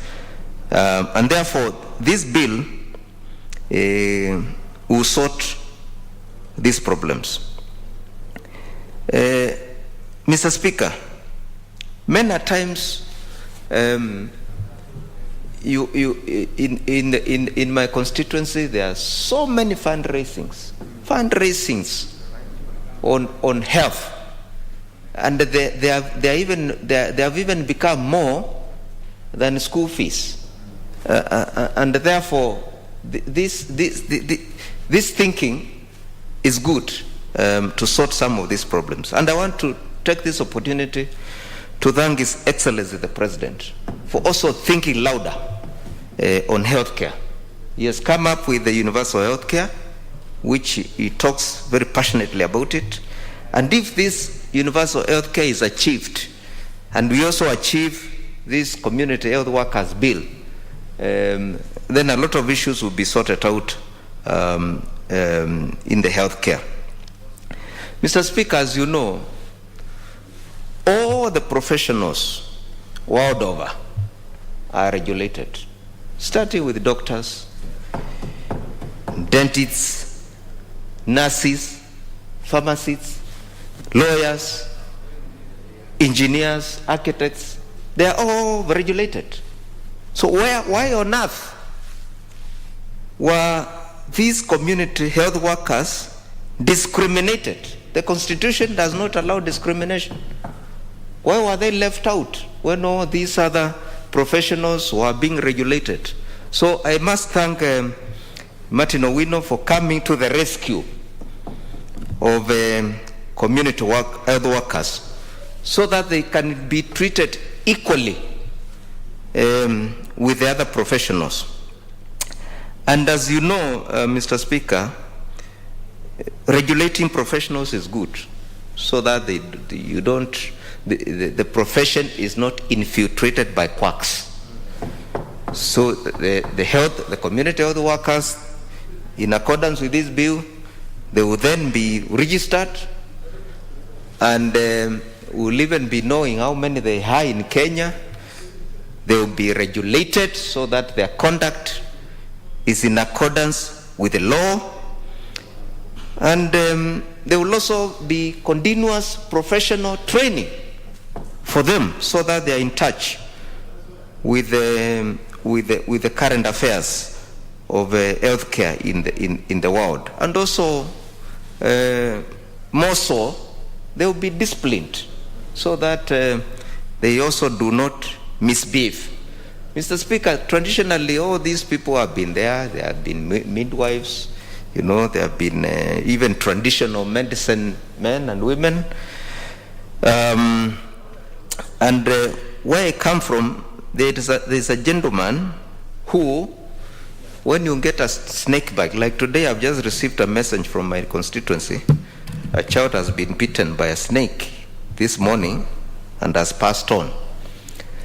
There is a gentleman in my constituency who used to be my mathematics teacher, but he has converted himself to a community health worker, and he treats snake bites better than even in hospitals.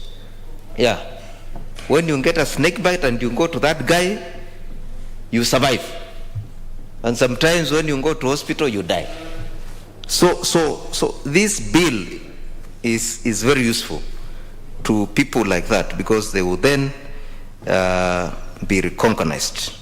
And therefore, Mr. Speaker, I finally want to thank Owino for this bill, and ask members of this House to support him and support the bill. Thank you, Mr. Speaker. I support. Thank you. The Honorable Edith Nyenze, member for Kitui West.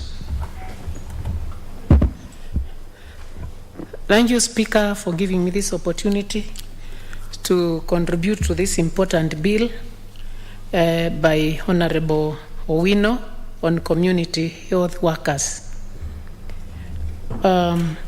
These are community health volunteers who are lay individuals of varied backgrounds coming from various communities that they serve. They have actually only received very brief training on health problems, and they've volunteered to engage with the community. So let me say that they are actually doing a noble job, because to get them into this work of health working with the community, what people really look for is the interpersonal skills, which they have very good qualities. They are good listeners. They are people who can do counseling. So let me congratulate them for accepting to do this noble job. They are doing this, yet they do not have the necessary tools to do their job, but they do a very good job. They interact closely with the community whom they serve, and most of the times they bring awareness. Actually, all the time they bring awareness to the community, and in doing so, they bridge the gap between the community and also the health facilities, because some of them now are the ones who expose them to the right medication so that they are treated. But these health workers do not have, they actually do not have the necessary skills, they do not have the necessary equipment, and they also lack finances, because they are supposed to move from one place to another. They are supposed to actually travel. They also end up in having their clients. They are not even given airtime to reach their clients. And this is very, very wounding to them, because they are really ready to work, but they do not have the necessary skills. So, Honorable Owino, let me congratulate you for bringing up this need for the health workers.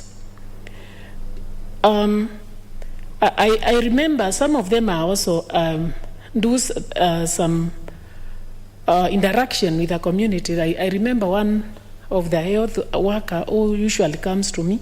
It's not one, but many. And this time they come asking for transport, asking for airtime. I remember one of them who actually interacts with HIV patients. And she's also positive herself. And she has a lot of work, and they also do a lot of work. The other time she was telling me of how they do not have the medication. She's the one who is supposed to go and talk to them, encourage them, and so that they do not give up in life. And I remember they were even telling me I should give them some money so that they can buy something for them. And this will make them feel that they are needed in society, that they are loved, because no one cares for them. And then whoever is doing this has no funds, has no financial support from anywhere. So it's very important to have these health workers be regulated, be under a body, even if it's an authority, which would, in the county government, which would actually regulate what they do. They would, in doing so, then they will be trained. They will be licensed after the training. They will have a payment structure, and also it will be known how they are working. They will have some working schedule, so that they are recognized from that, and then they will be reporting to someone so that they are not just left on their own. They will also be having they could also be having some refresher courses organized for them, so that in case of any pandemic which comes up, they are thoroughly trained to be aware of what is happening, so that they pass it to their patients and also to the community. So this is a very, very important bill. But currently, in some of our counties, like my county is Kitui County, health has been a big issue. There is no medication. People are very desperate, and yet they are expecting to be treated. Even when they come up with medical cards, they don't work. You are given medical cards, and then there is no medication. You are still supposed to pay for the medical card, and then there is no treatment. So the health sector in the counties is wanting. So, Mr. Speaker, I would urge the government to look at it again and know whether it should be a devolved function or whether it could remain at the national level. Otherwise, my urge is that there is need to have these volunteers, to have the health workers get some pay, and also have some money for airtime, for transport, and also have some recognition, like have the necessary tools, the tools which they would carry along with them, having some also identification to show that they are health workers, also having some uniform that would also assist them. So with all that, Mr. Speaker, I support the bill. Thank you. The Honorable Nixon Korir, member for Langata. Thank you, Mr. Speaker. First, I want to thank Honorable Wino for bringing this bill. This is the kind of the bills that we should be giving priority and discussing in this House. Mr. Speaker, the welfare of the community health workers have been ignored for a very long time. And yet they play a big role in our society in terms of bridging the gap between the community and the health facilities. They also play a role in prevention and cure. Mr. Speaker, we interact, especially in Nairobi, with very many community health workers who are working in our informal sector and in our community. They deal with the chronically ill in the community, those who have HIV. They ensure that they get their ARVs. They play an integral role in our health sector. And I think this bill has come at the right time, although it's a bit late, but I think it is the right time now. Mr. Speaker, there is no, just like my colleagues have said, there is no sector in this country that people just work without being recognized by government and being paid or remunerated for the work they have done. And I think the health workers have really suffered in the hands of the county governments, and we must say as it is, Mr. Speaker. And they also lack trainings. As you know, Mr. Speaker, diseases evolved, they mutate, and different trainings are needed to handle different diseases, and the case in point is the COVID. And these health workers have been volunteering despite the lack of equipment, lack of facilities and facilitation. And they have been volunteering in the community, and I think they deserve a thumbs up. And the proper thumbs up is ensuring that they are recognized, they are registered, they are trained, they have a representation in terms of a council that can represent them when they have issues, and proper recognition in law. And because they are the first reference from when you go to our ghettos, Mr. Speaker, most of the people don't even know where the health facilities are. The first person they call is a community health worker.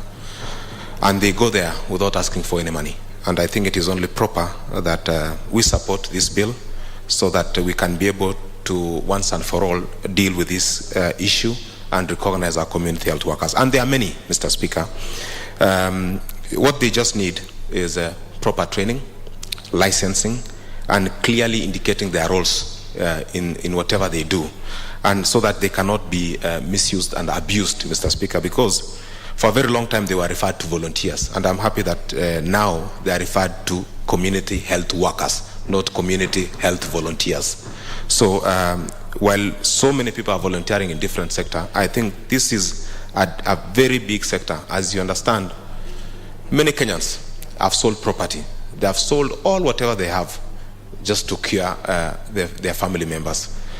Many Kenyans die of curable diseases because the sector is not properly aligned and it is not properly supported.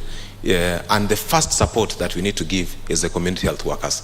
And I support this bill. It is unfortunate.